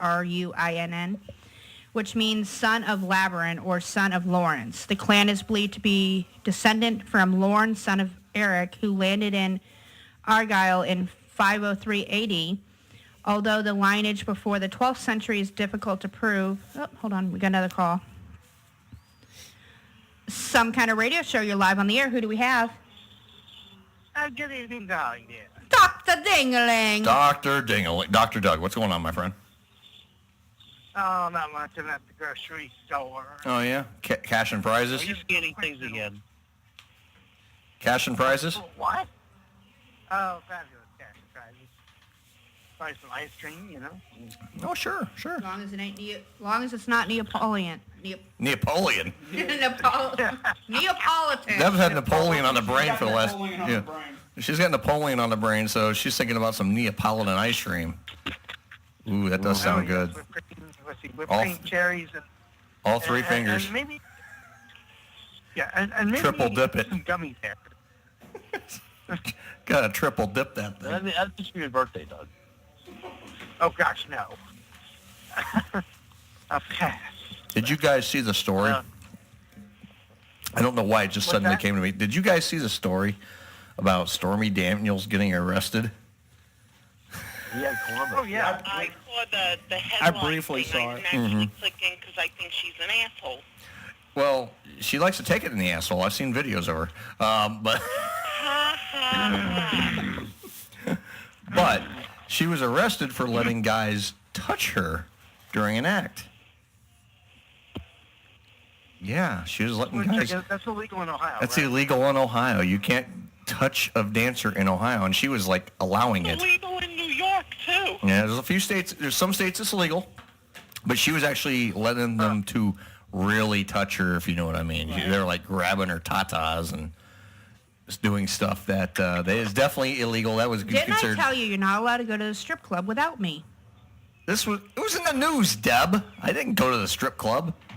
Wait a minute. Why can't he go without you? Because she wants to make sure. Because she wants to make sure I'm not doing anything I shouldn't be doing, or. You can't do anything. It's illegal. Yeah, you can't do anything, Deb. You just gotta sit there and like say, okay, bunnies, here's the lettuce. Wait a minute. Never mind. I take that back. Never mind. I'll tell Debbie some other time. But yeah, keep him under lock She just wants to get in the action too. And let's be real. Continue, Earl. Legality never stopped anybody. No. For the right money to pass the hands, yep. Let me tell you this. I got to tell you a good story. This is before I ever met Deb. I went to, we had a bowling banquet for the end of the year. Me and my buddies, we all went out. We won the league. We had $500 or $600 a piece in our pockets. Like, yeah, what you guys want to do? Let's go to the titty bar. Sweet, let's go. So I said, okay, out of all the money, I'm going to take $100. I'll play around with $100 in there because you'll get a lot of dances for $100. So we're in there, and they had a drawing for two guys to go up on stage and get a very special lap dance. Well, I won the first drawing, and my best buddy won the second one. Like, sweet. Sweet, okay. Well, she decided she was going to have a contest. She had some prizes she wanted to give out. Oh, God. Okay? And it was just, so here's what we had to do. Finger painting. What did you have to do? We had to finger paint on her boob. I had the left boob, he had the right boob. And everyone had to vote on who was the best drawing. So I think I drew the sun.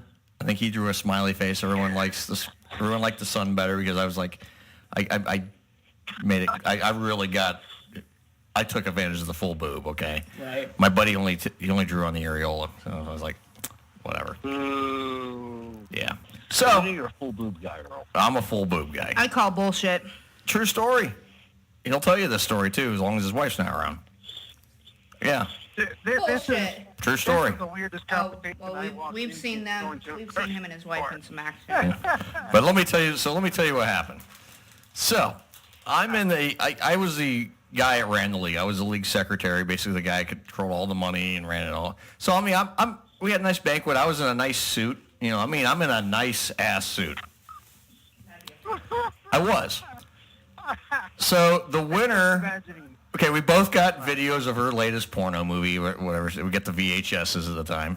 Yeah, it's just telling you how back. Right. Yeah, VHSs. We got that, and we both got T-shirts. But the winner got a very special lap dance from her on stage in front of everybody. Oh yeah. Oh yeah.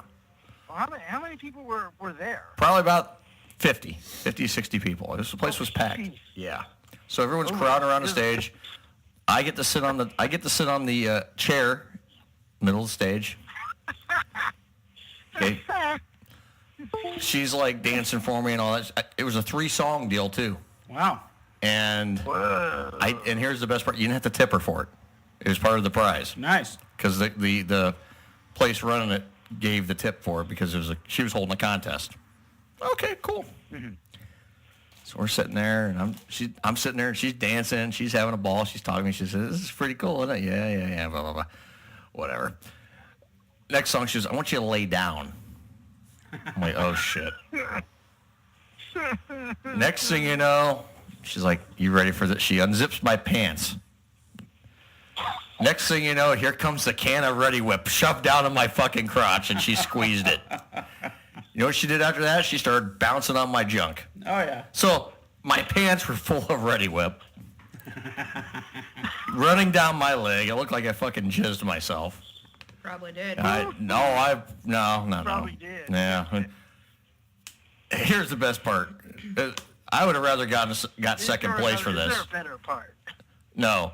I'd have rather got second place because all my buddies are with me going, "Hey, you stupid fuck." Because I'm just all, "Hey, we're going to go out to eat after this." No, I'm going home, guys. I'm done. No. We got to go. Come on, you got to go. I'm like, guys, I'm fucking covered in whipped cream and shit. "Yeah, we'll just tell everyone you jizzed yourself." I'm like, no, fuck you. No, I'm going home. Thank God I had my car and I didn't ride with anybody. Fuck. Scarred for life. What was that, Deb? Was that the same car that they picked up and put between two parking poles? No. Not the same car.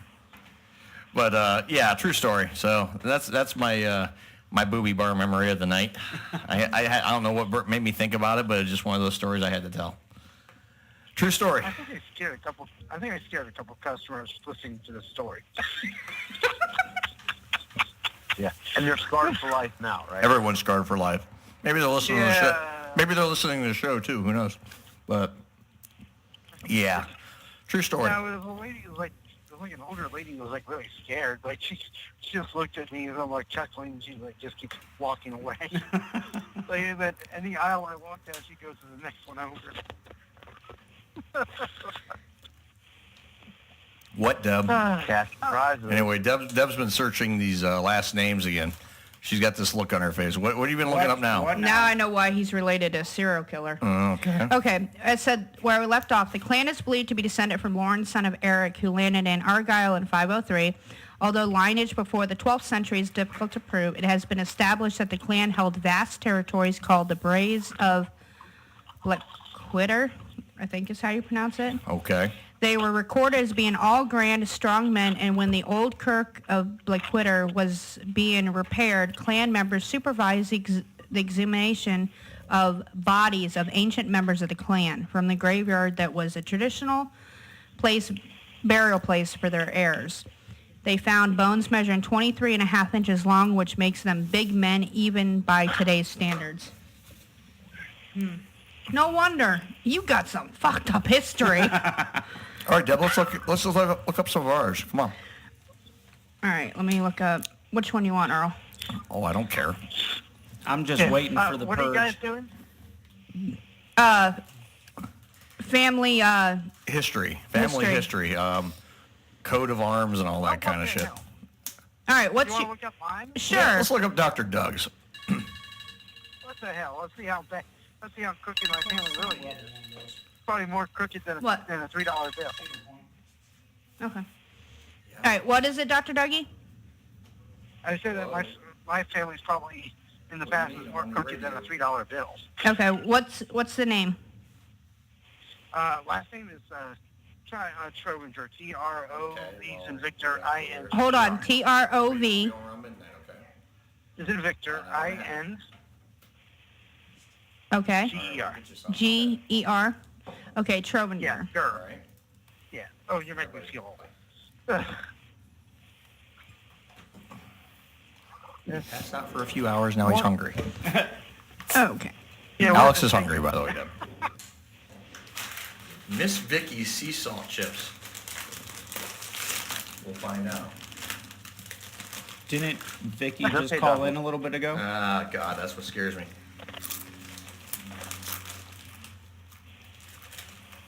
Yeah. Thank you guys doing that. Yeah, I'm not. Like I'm not pulling up anything on it, Dougie. So there's no history. Well, no, it's just not pulling up the surname. It's not an old enough name. Oh yeah, it probably has to go back that far. I have to admit. Come on, Deb, pull up another name. telling you, yeah.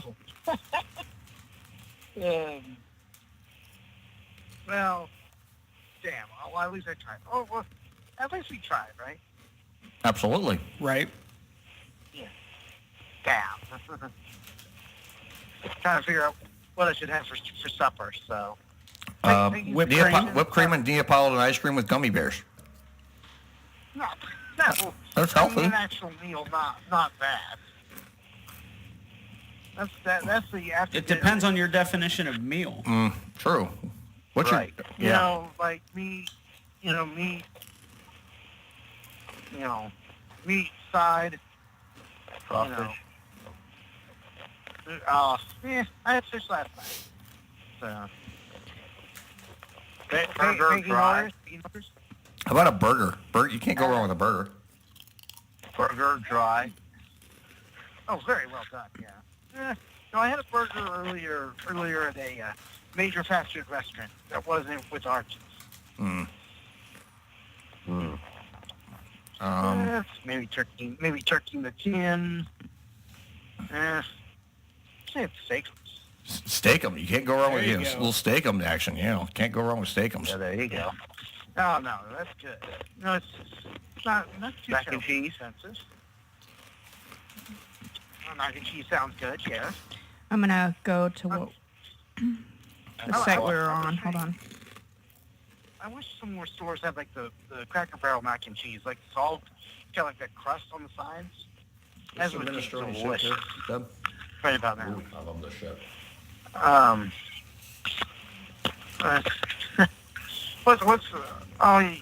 hope you guys get a lot of people for that bowling tournament, by the way. I hope so too. I think they will. I think we'll do fine.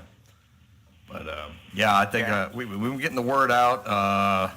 The bowling center we moved it to has been promoting it very heavily. So very, very good. Very happy that they're promoting it. They're actually donated several items for the blind draw. There's actually a brand new Motive bowling ball coming that we're gonna be raffling off. Not many people know the family I descend of is Doucette. We actually, one of our previous show hosts is related to the same family. It's recorded in the many forms, including douche, douse. Definitely to the douches. And many others. Yeah, try one sometime. This is a nickname surname of ancient Roman origin. Debbie Douche. It derives from the Latin word. No, really, douche. Seriously, go douche.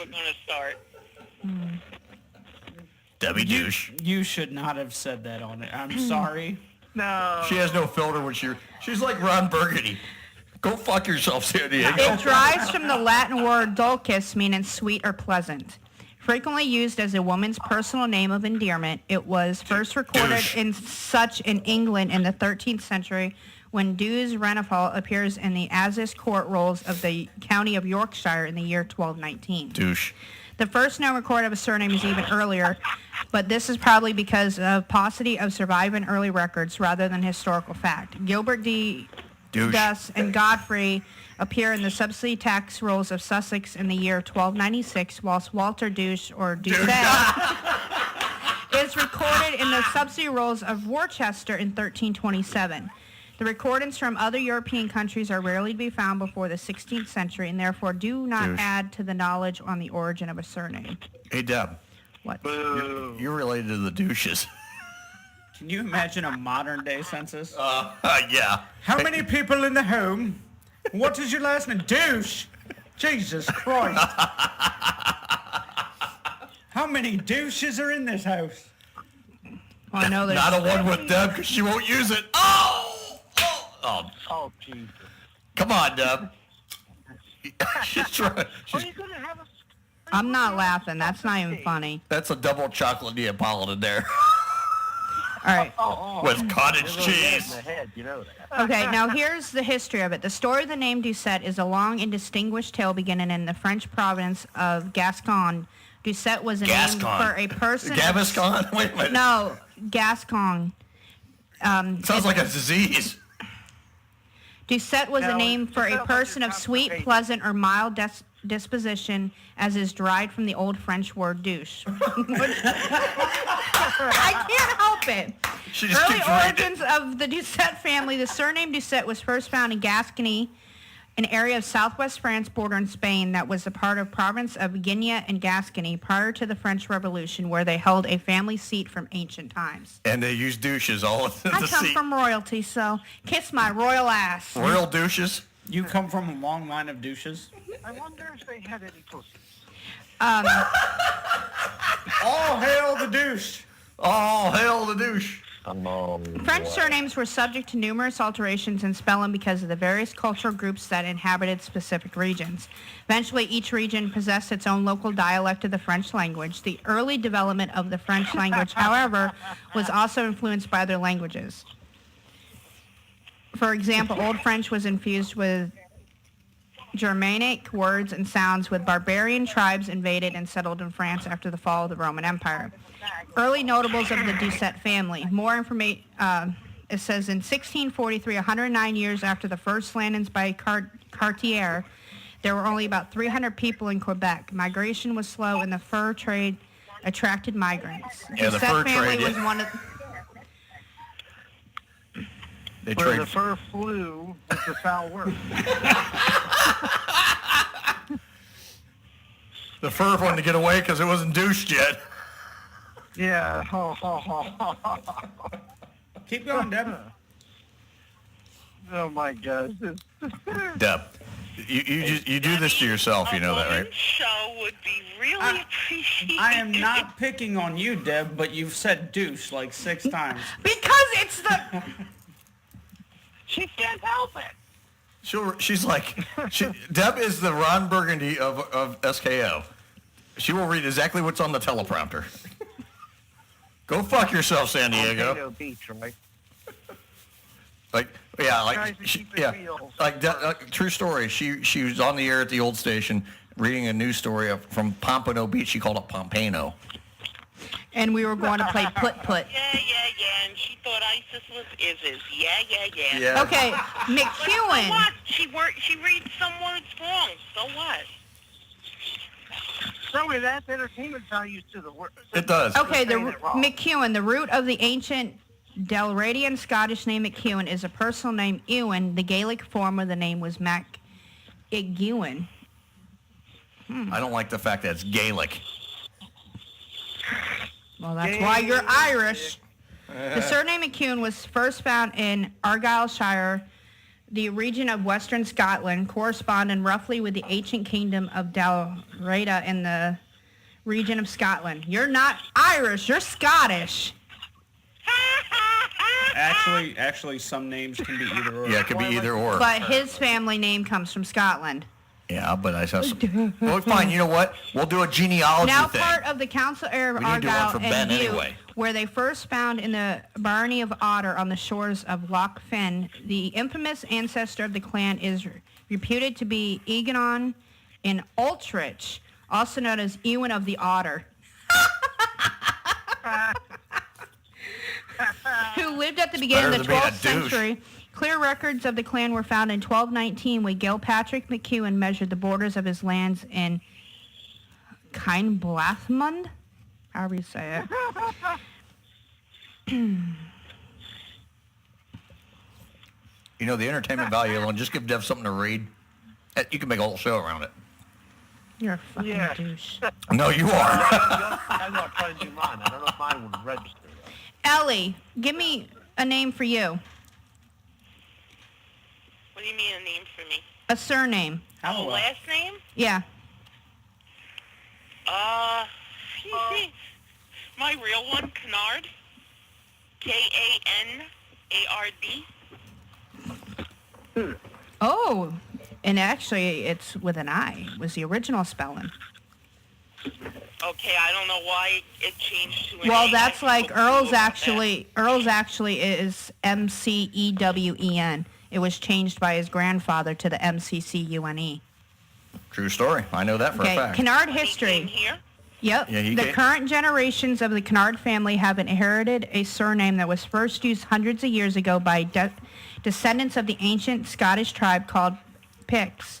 The Kennard family lived in the Barony of Kennard in the county of Perth, and as such, the surname belongs to the category of habitation names, which are derived from pre-existing names for towns, villages, parishes, or farmsteads. At least it's not a douche like you, Deb. The surname Kennard was first found in Perthshire, which is Gaelic, Sherard, Perth, former county in the present-day council of Perth and Kinross, located in central Scotland, where they held a family seat from very ancient times in the barony named Kennard. Rufus had a character from King William the Lion of the Barony of Kennard. I'm supposed to be more German than Irish, and now you're telling me I'm Scottish. And it is from his early... Well, you got to remember that some of these Scottish names and English names actually cross over. We're going to break anyway in about 1 minute. Some kind of radio show. You're live on the air. Who do we have tonight? Hi, Megan. How you doing? Hey, what's going on? Megan? That's Debbie. Oh, Debbie. I get you guys confused. Who are you confusing me with? He's confusing you with Meghan Markle. Yeah, I'm going to Myrtle Beach for a week. Oh, yeah. That sounds like fun. Yeah, we're leaving 11 o'clock. I wanted to stay a little late because the girl that does the morning on the FM station is having a once and I can't make it to that. So we're leaving. We're going down there. We're stopping, stay overnight somewhere. Tomorrow night, then we're going down there. We'll be there Sunday evening. We're staying to Thursday night and coming back Friday morning. And my stepdad's driving straight through. So I told my boss, I said, hey, yeah, I'll be back in town Saturday, but because we're driving straight through, even though I don't drive that kind of driver, I'm not going to be up coming in the work. So I said... That's a long time to sit in the car. Yeah, it is.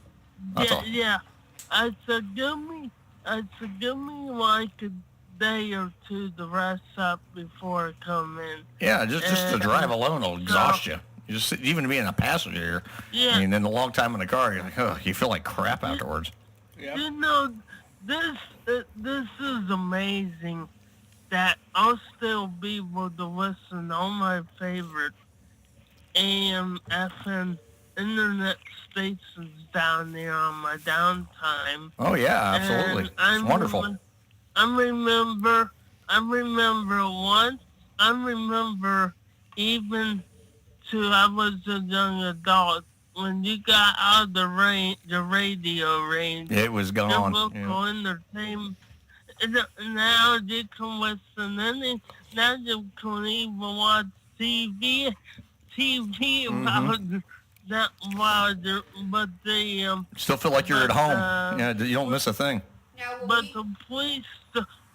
the cops refer the passengers to watch TV and not the driver, because I got a friend that works for the Chicago Falls PD, and he said when it comes to TV or texting or YouTube, the driver shouldn't be allowed. It should be just the passengers. Yeah, that's typically a bad idea if the driver watches. Yeah, not a good thing, because no, I you know, it's funny. I mean, I've been on trips. You know, you can do the YouTube stuff and whatever, and I've played stuff just so I can have noise in the background. Right. Like if I can get my my TV on my phone, right? And I'm like, okay. like, you know, you go on a trip, you know, like, hey, I just want to listen to that show. I mean, I'm not really worried about watching it. I just want to hear it because, you know, a lot of shows, you know, just they're an hour long or whatever. And like, hey, okay, I can at least still catch what's going on, you know, but then I'll watch it again. Like, you on your get your microphone on, Deb? Well, I'm sorry. Will we, hey, Jason. I told, what? Will we see you next Sunday? I'm gonna try to make it, after church, one way or another. Yeah, I'm gonna try to make it. Yeah, I sent Phil Ferguson the invitation because he was, Boeing. I don't know if he'll come, but anyways, who's all coming that Sunday? Because I'll be back in town. Oh, there's west of my. There's a lot of people coming. Yeah, I know, but I'll be coming unless my boss texts me that week's schedule wants me to come in the day early. She said that should be fine. She won't need me the 24th. Right. If not, I can run. But anyways, that TV thing. Are you there? Earl, are you there? Yeah, I'm here. Go ahead. Okay, I told Joe. The way Joe Finan, I told him back in 2001, and I told him, and he kind of blew me off on this. Right. And I said, at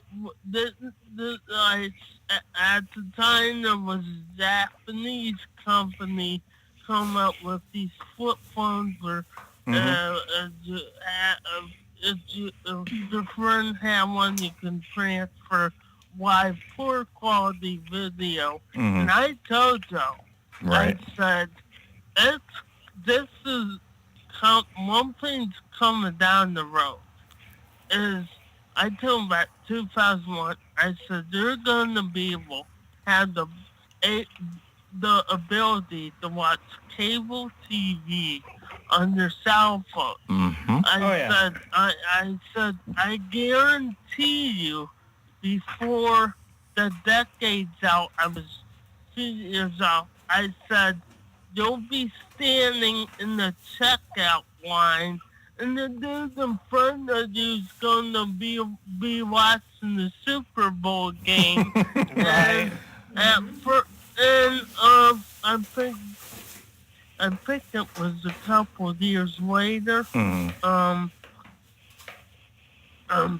Someone called Tom Anderson, said they were watching the Browns game on the phone. Now this was when the Chapel Hill, right? And they have these phones where you can watch ESPN and the sports channels because I think I'm not a big sports fan, but I think it was given that the sports channels would be the first to roll out on your phone because people want to check the game scores and all that. Oh yeah, definitely. And the rest followed suit.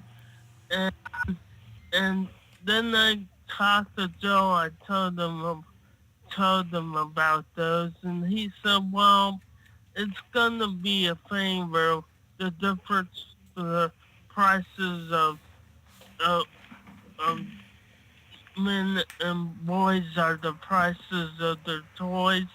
Secondly, he's right, but I think entertainment's pretty much taken up a whole new level. Oh, and without complete question. You're absolutely TV, right. as we know, it's gonna be Oh, gone. TV's. I hardly even watch TV. I think the only time I watch TV is when I sit and turn on the Indians game, and that's the only time I really sit down and watch TV. Yeah, we pay for TV and no one watches it. Yeah, I pay for TV and like no one at home watches it. YouTube is more entertaining than you're right. TV. Because it's instant. It's instantly. A lot. Yeah, you're right. Because there's so many good YouTubers out there now, and the content they come up with is just Look at amazing. our kids. That's all they watch. Yeah, our kids, all they watch is YouTube. I mean, I watch more YouTube than I do regular TV. Yeah, I mean, that's yeah, no all the joke. time. And now they have YouTube TV where you can actually watch TV on YouTube now. So, Well, and then you got Hulu and Netflix and all them. I mean, it's... but Hulu, you can get your local channels on it. Mhm. So, or not your Hulu, but YouTube now. So, Well, hey, listen, buddy, we got to get to a break Yeah, real how quick. much All right, we got to get to a you break. guys gotta go? Yeah, we got to go. we only have we're only on the air 20 more 20 minutes minutes. now. We're cutting off early tonight. All right, so you enjoy your trip, okay? And we'll hope to see you. All right, thanks, Jason. Have a good trip, buddy. Be safe. All right, we do need to take a break, and we'll be back on some kind of radio show. We'll be back for about 15 or so minutes because we're going to be cutting out at 11:30. We'll be right back.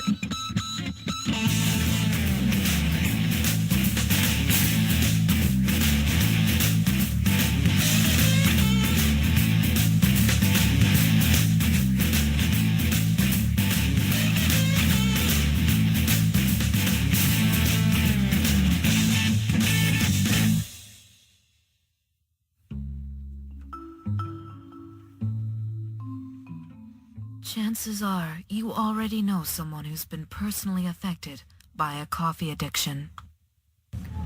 Mommy, please put the mug down. Sometimes I can't even get out of bed unless I visualize that hot cup of coffee. You may already know of coffee's dark past in the seedy underbelly of Cairo and Mecca. But you may not know the staggering numbers of modern-day coffee houses.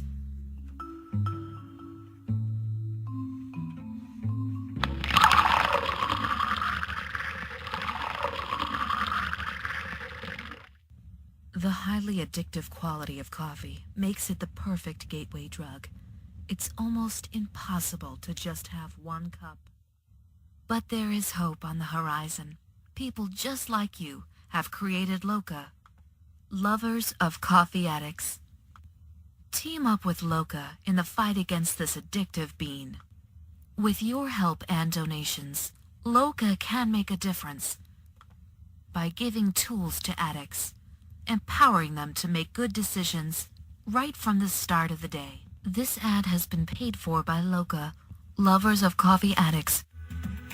Hey everybody, I am Debbie McCune from Some Kind of Radio Show. Make sure you tune in to our friend Ben every Monday from 6 to 9 p.m. on Ben and Friends. Guarantee you might find a friend.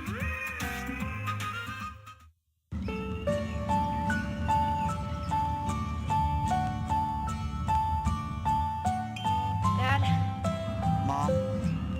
we have to talk. It's about sex. There's lots I don't know. How do I hit the G-spot? Does size matter? How do I put a condom on with my mouth? Help me out. I want to learn. Should I worry about ED? What's a Cleveland steamer? How do I last longer?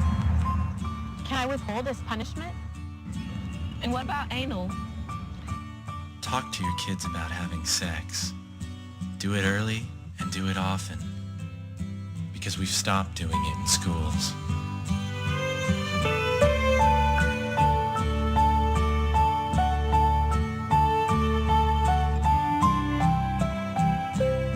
Come on, Dad. Speak up, Mom. Don't be such a pussy.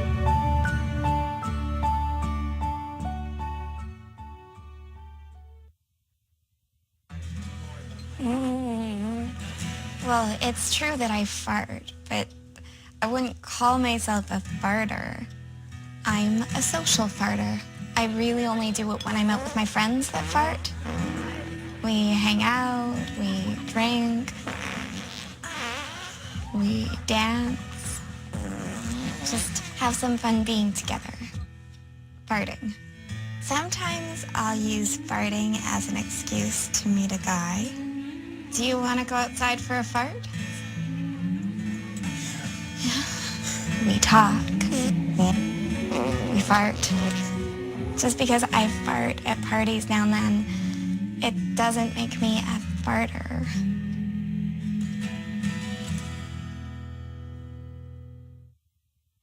You are listening to the SKO Radio Network.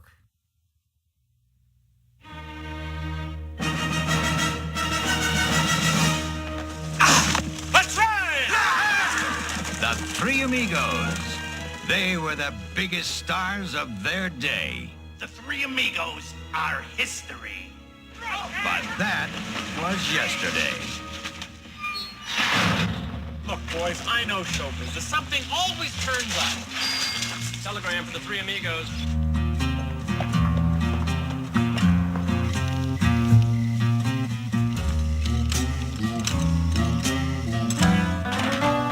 Come with me where moonbeams paint the sky.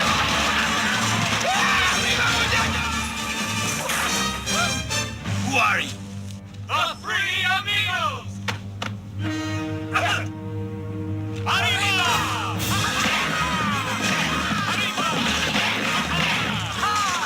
I like this guy. They are funny guys. Just kill one of them. Steve Martin. Chevy Chase. Do you have anything besides Mexican food? Martin Short.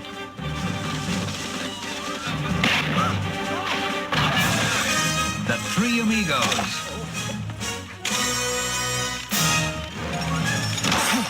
Throw down your gun! Not you, Dusty! Sorry! They are so brave. Whoa, horseman! Three Amigos. I'll come back one day. Why?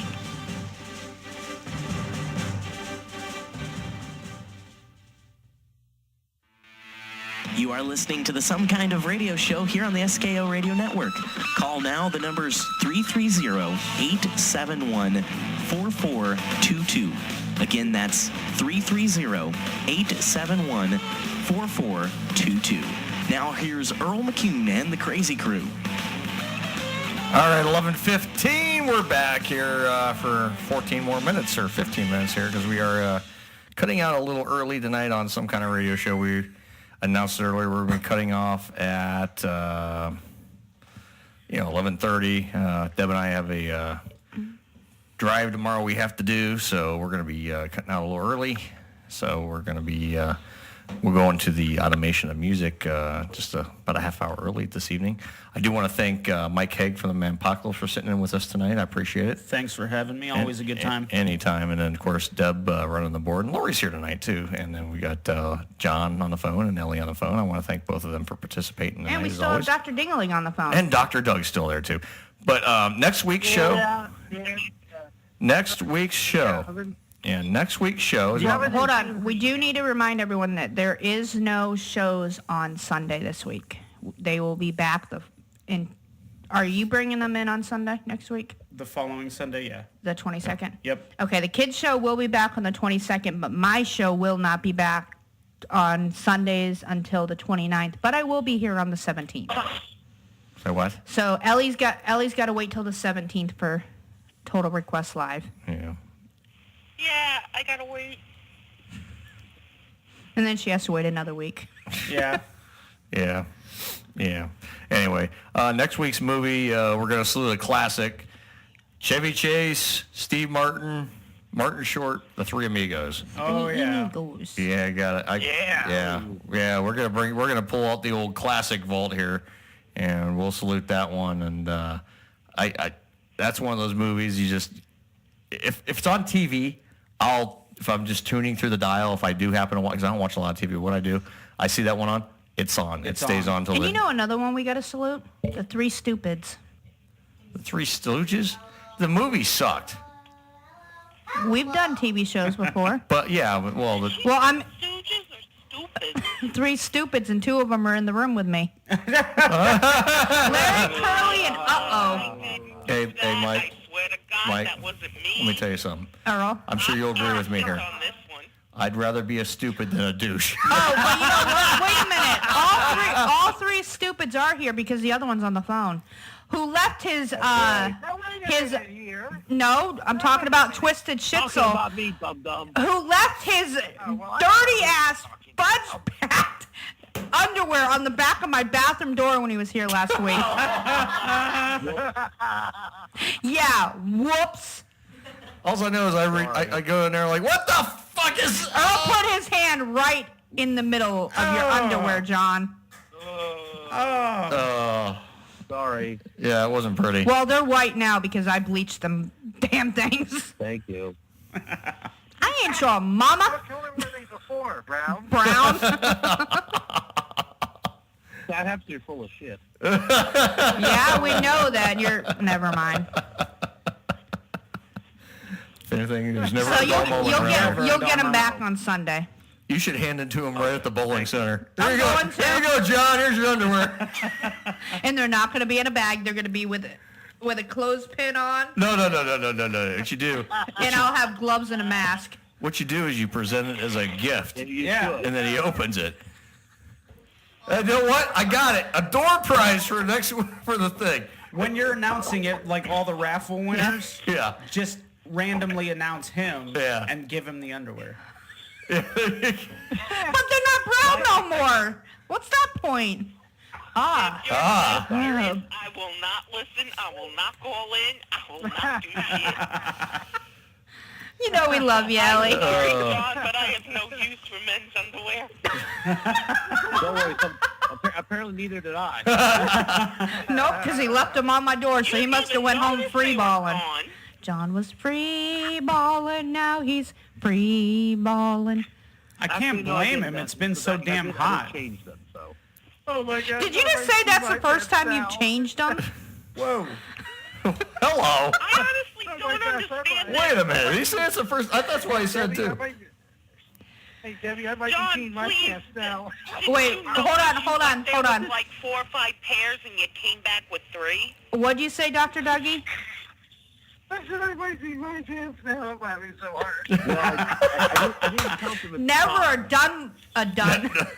a dumb moment here on SKR Radio. That's why we're some kind of radio show. Right. You never know what we're going to say, do, or what you're going to hear next. You never know what you're going to get. Oh, my. Oh, my. He does. Oh, my. He sounds like Adam when he does that. I know he does. That is scary. I'm sorry, Dr. Dingaling. I'm sorry. Just don't make your drawers match John's. One pair's bad enough. Am I taking a spot in the new? It's not half as bad as when Holly had him in her mouth. Oh, Jesus. And then Alex picked him up and goes, what are these? Holly's an underwear thief. She steals everybody's underwear. Like if you leave your underwear, like you should change. Like you want to take a shower and you throw your clothes on. You'll find them under the table. You'll find them under the table. You'll find them on the table. You'll find them on the couch. Yeah, like in her toy basket. In her toy basket. She likes underwear. You could pull up. You could buy them from the store. You know how when you take them out and you put them away? She will grab them fresh out of the bag too. She'd find them. She don't care. She likes underwear. She's the panty snatcher. The panty raider. The panty raider. Having fur babies great. Yes, I love them to death, though. I mean, I love them to the moon and back. Yeah, but Deb, stop it. What? Stop it. Doug's laughing so hard. Look, Deb, let's show how it is with being bathrooms anyways. Yeah, John has no shame. Yeah, there's no shame. John's the one that we told you about the episode, the toilet on our show. That was John. Yeah. That's why he's Father John, because he had no shame with the bathroom confession. Blip, blip. Hey, it felt good, all right? I feel so refreshed. God, it stinks in here. What the fuck? But you know what? That's not half as bad as the day that Alex, I kid you not, Lori and Earl will tell you that Alex, the first time that we had pads in the house, Alex decided to put them on as a bra and put them on his head. He thought it was extra protection. Shoulder pads, remember? Shoulder He pads. thought they were shoulder. Hey, look at these. He goes, Mom, I found a new hat and I found shoulder pads. I'm like, oh God. And Lori goes, Alex, But that's not what they're for. Let me tell you something, though. Here's another truth. Now, Holly has no shame. She will grab Deb's underwear, too. Oh, shut up. Now, the only problem with Deb's underwear, I had to get those special ordered from the Akron tent and awning. So, I mean, because she has, I call Deb's underwear under tents. You got me mistaken with Sinsel. No. Deb's got under tents. So Father John, did you make a deposit in the loo or a major withdrawal? He left a deposit for the laundry. I had to beat that with a rock. You know, you could have shared some of our aunt's Depends with them. Make the withdrawal first in order to make the deposit. See?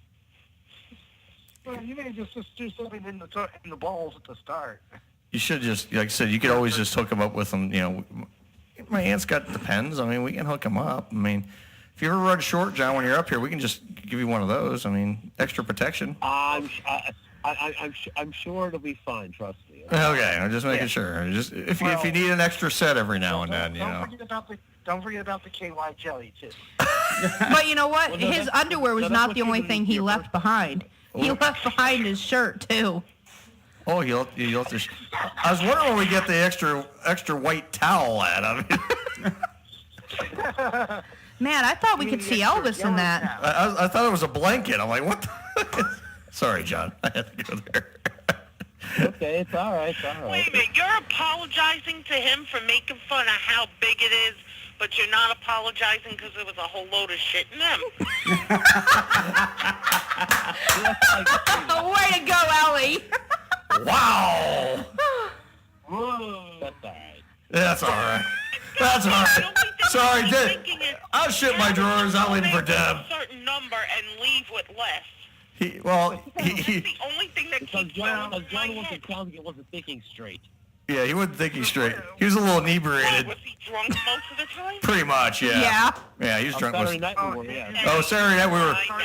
Oh, they were hammered Saturday night. We were hammered. We were tipping back the beverages very frequently Saturday night.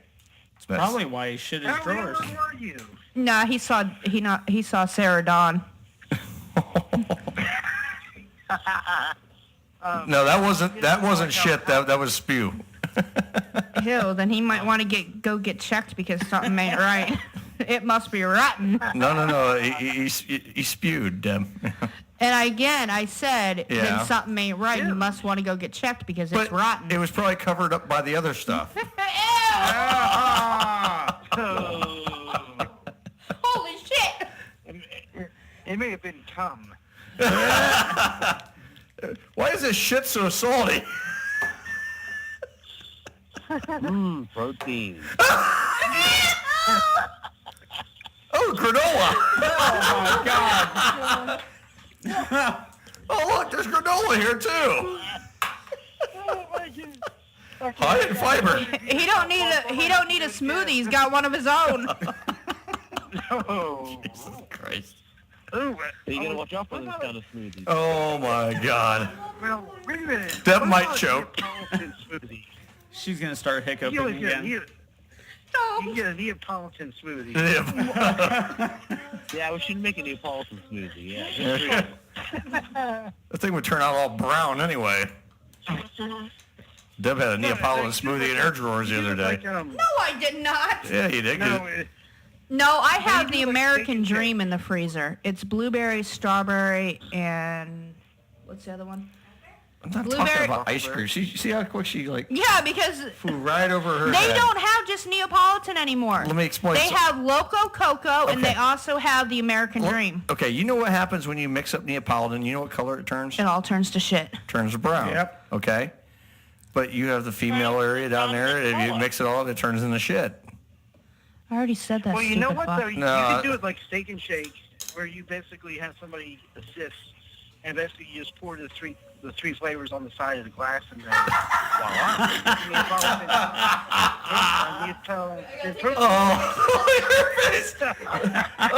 This is on Scores TV too, by the way. Oh my God! You just broke Deb. Deb just... She's in the corner. She's in that corner laughing. She's actually laughing so hard. Be careful you don't start hiccuping again. She's just twitching away. Oh my God! She's laughing so hard. She's actually banging her head against the wall. She laughs so hard. You gonna pee, Deb? Will be in your future. Oh my God! The stuff you hear on this show. I don't mean yum. Well, I'll tell you what. That's a good way to end the program tonight. Yeah. And on that note, I'm going to tell you now, I think this is one of our best shows we've had in a long time. It is, yeah, no doubt. Other than the fact I got stabbed in the neck. That was funny. What? You were like hanging on to the doorway. What? You were laughing so hard. It was at the other station. But you were laughing so hard, you were hanging on the doorway. You were practically sitting on your ankles. You were just laughing so hard. Remember why? Oh, she's got to pee. She's got to pee.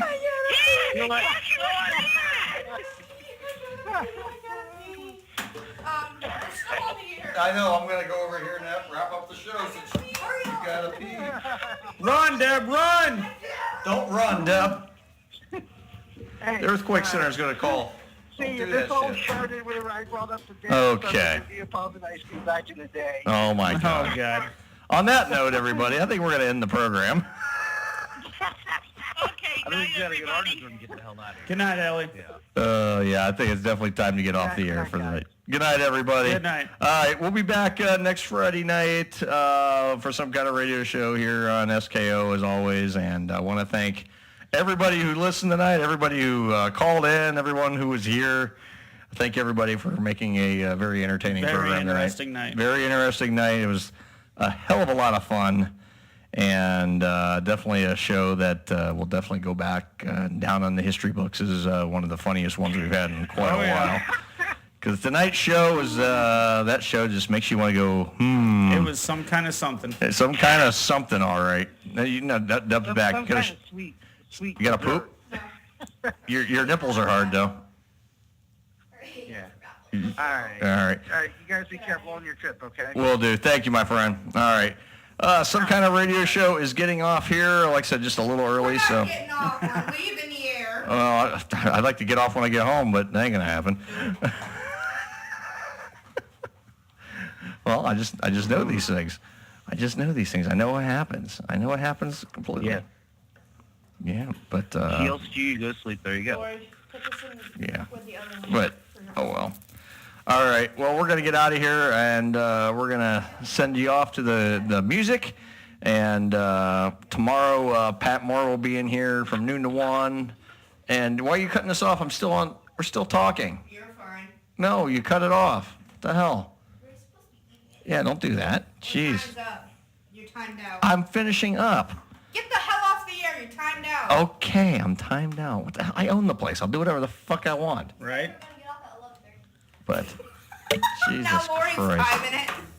Anyway, I lost my train of thought. But anyway, Pat Moore will be here tomorrow noon to 1. Casey with Game Jam will be here tomorrow afternoon from 3 to 7. And I think that's all we got because I don't think I got a recording from Larry. Did I? Did I get anything in the email? No recording. Okay, I'll have to write them, see what's going on. But He was on vacation this week, remember? again, still. Yeah. No, but they said they promoted. Can you check the email real quick? I already checked. There was nothing there. Nothing in the email? I'll have to write them, guys, see what's going on. They're not sending me stuff. All right, well, we're going to get out of here. We'll see everybody next week. Have a good night, Have a everybody. good night.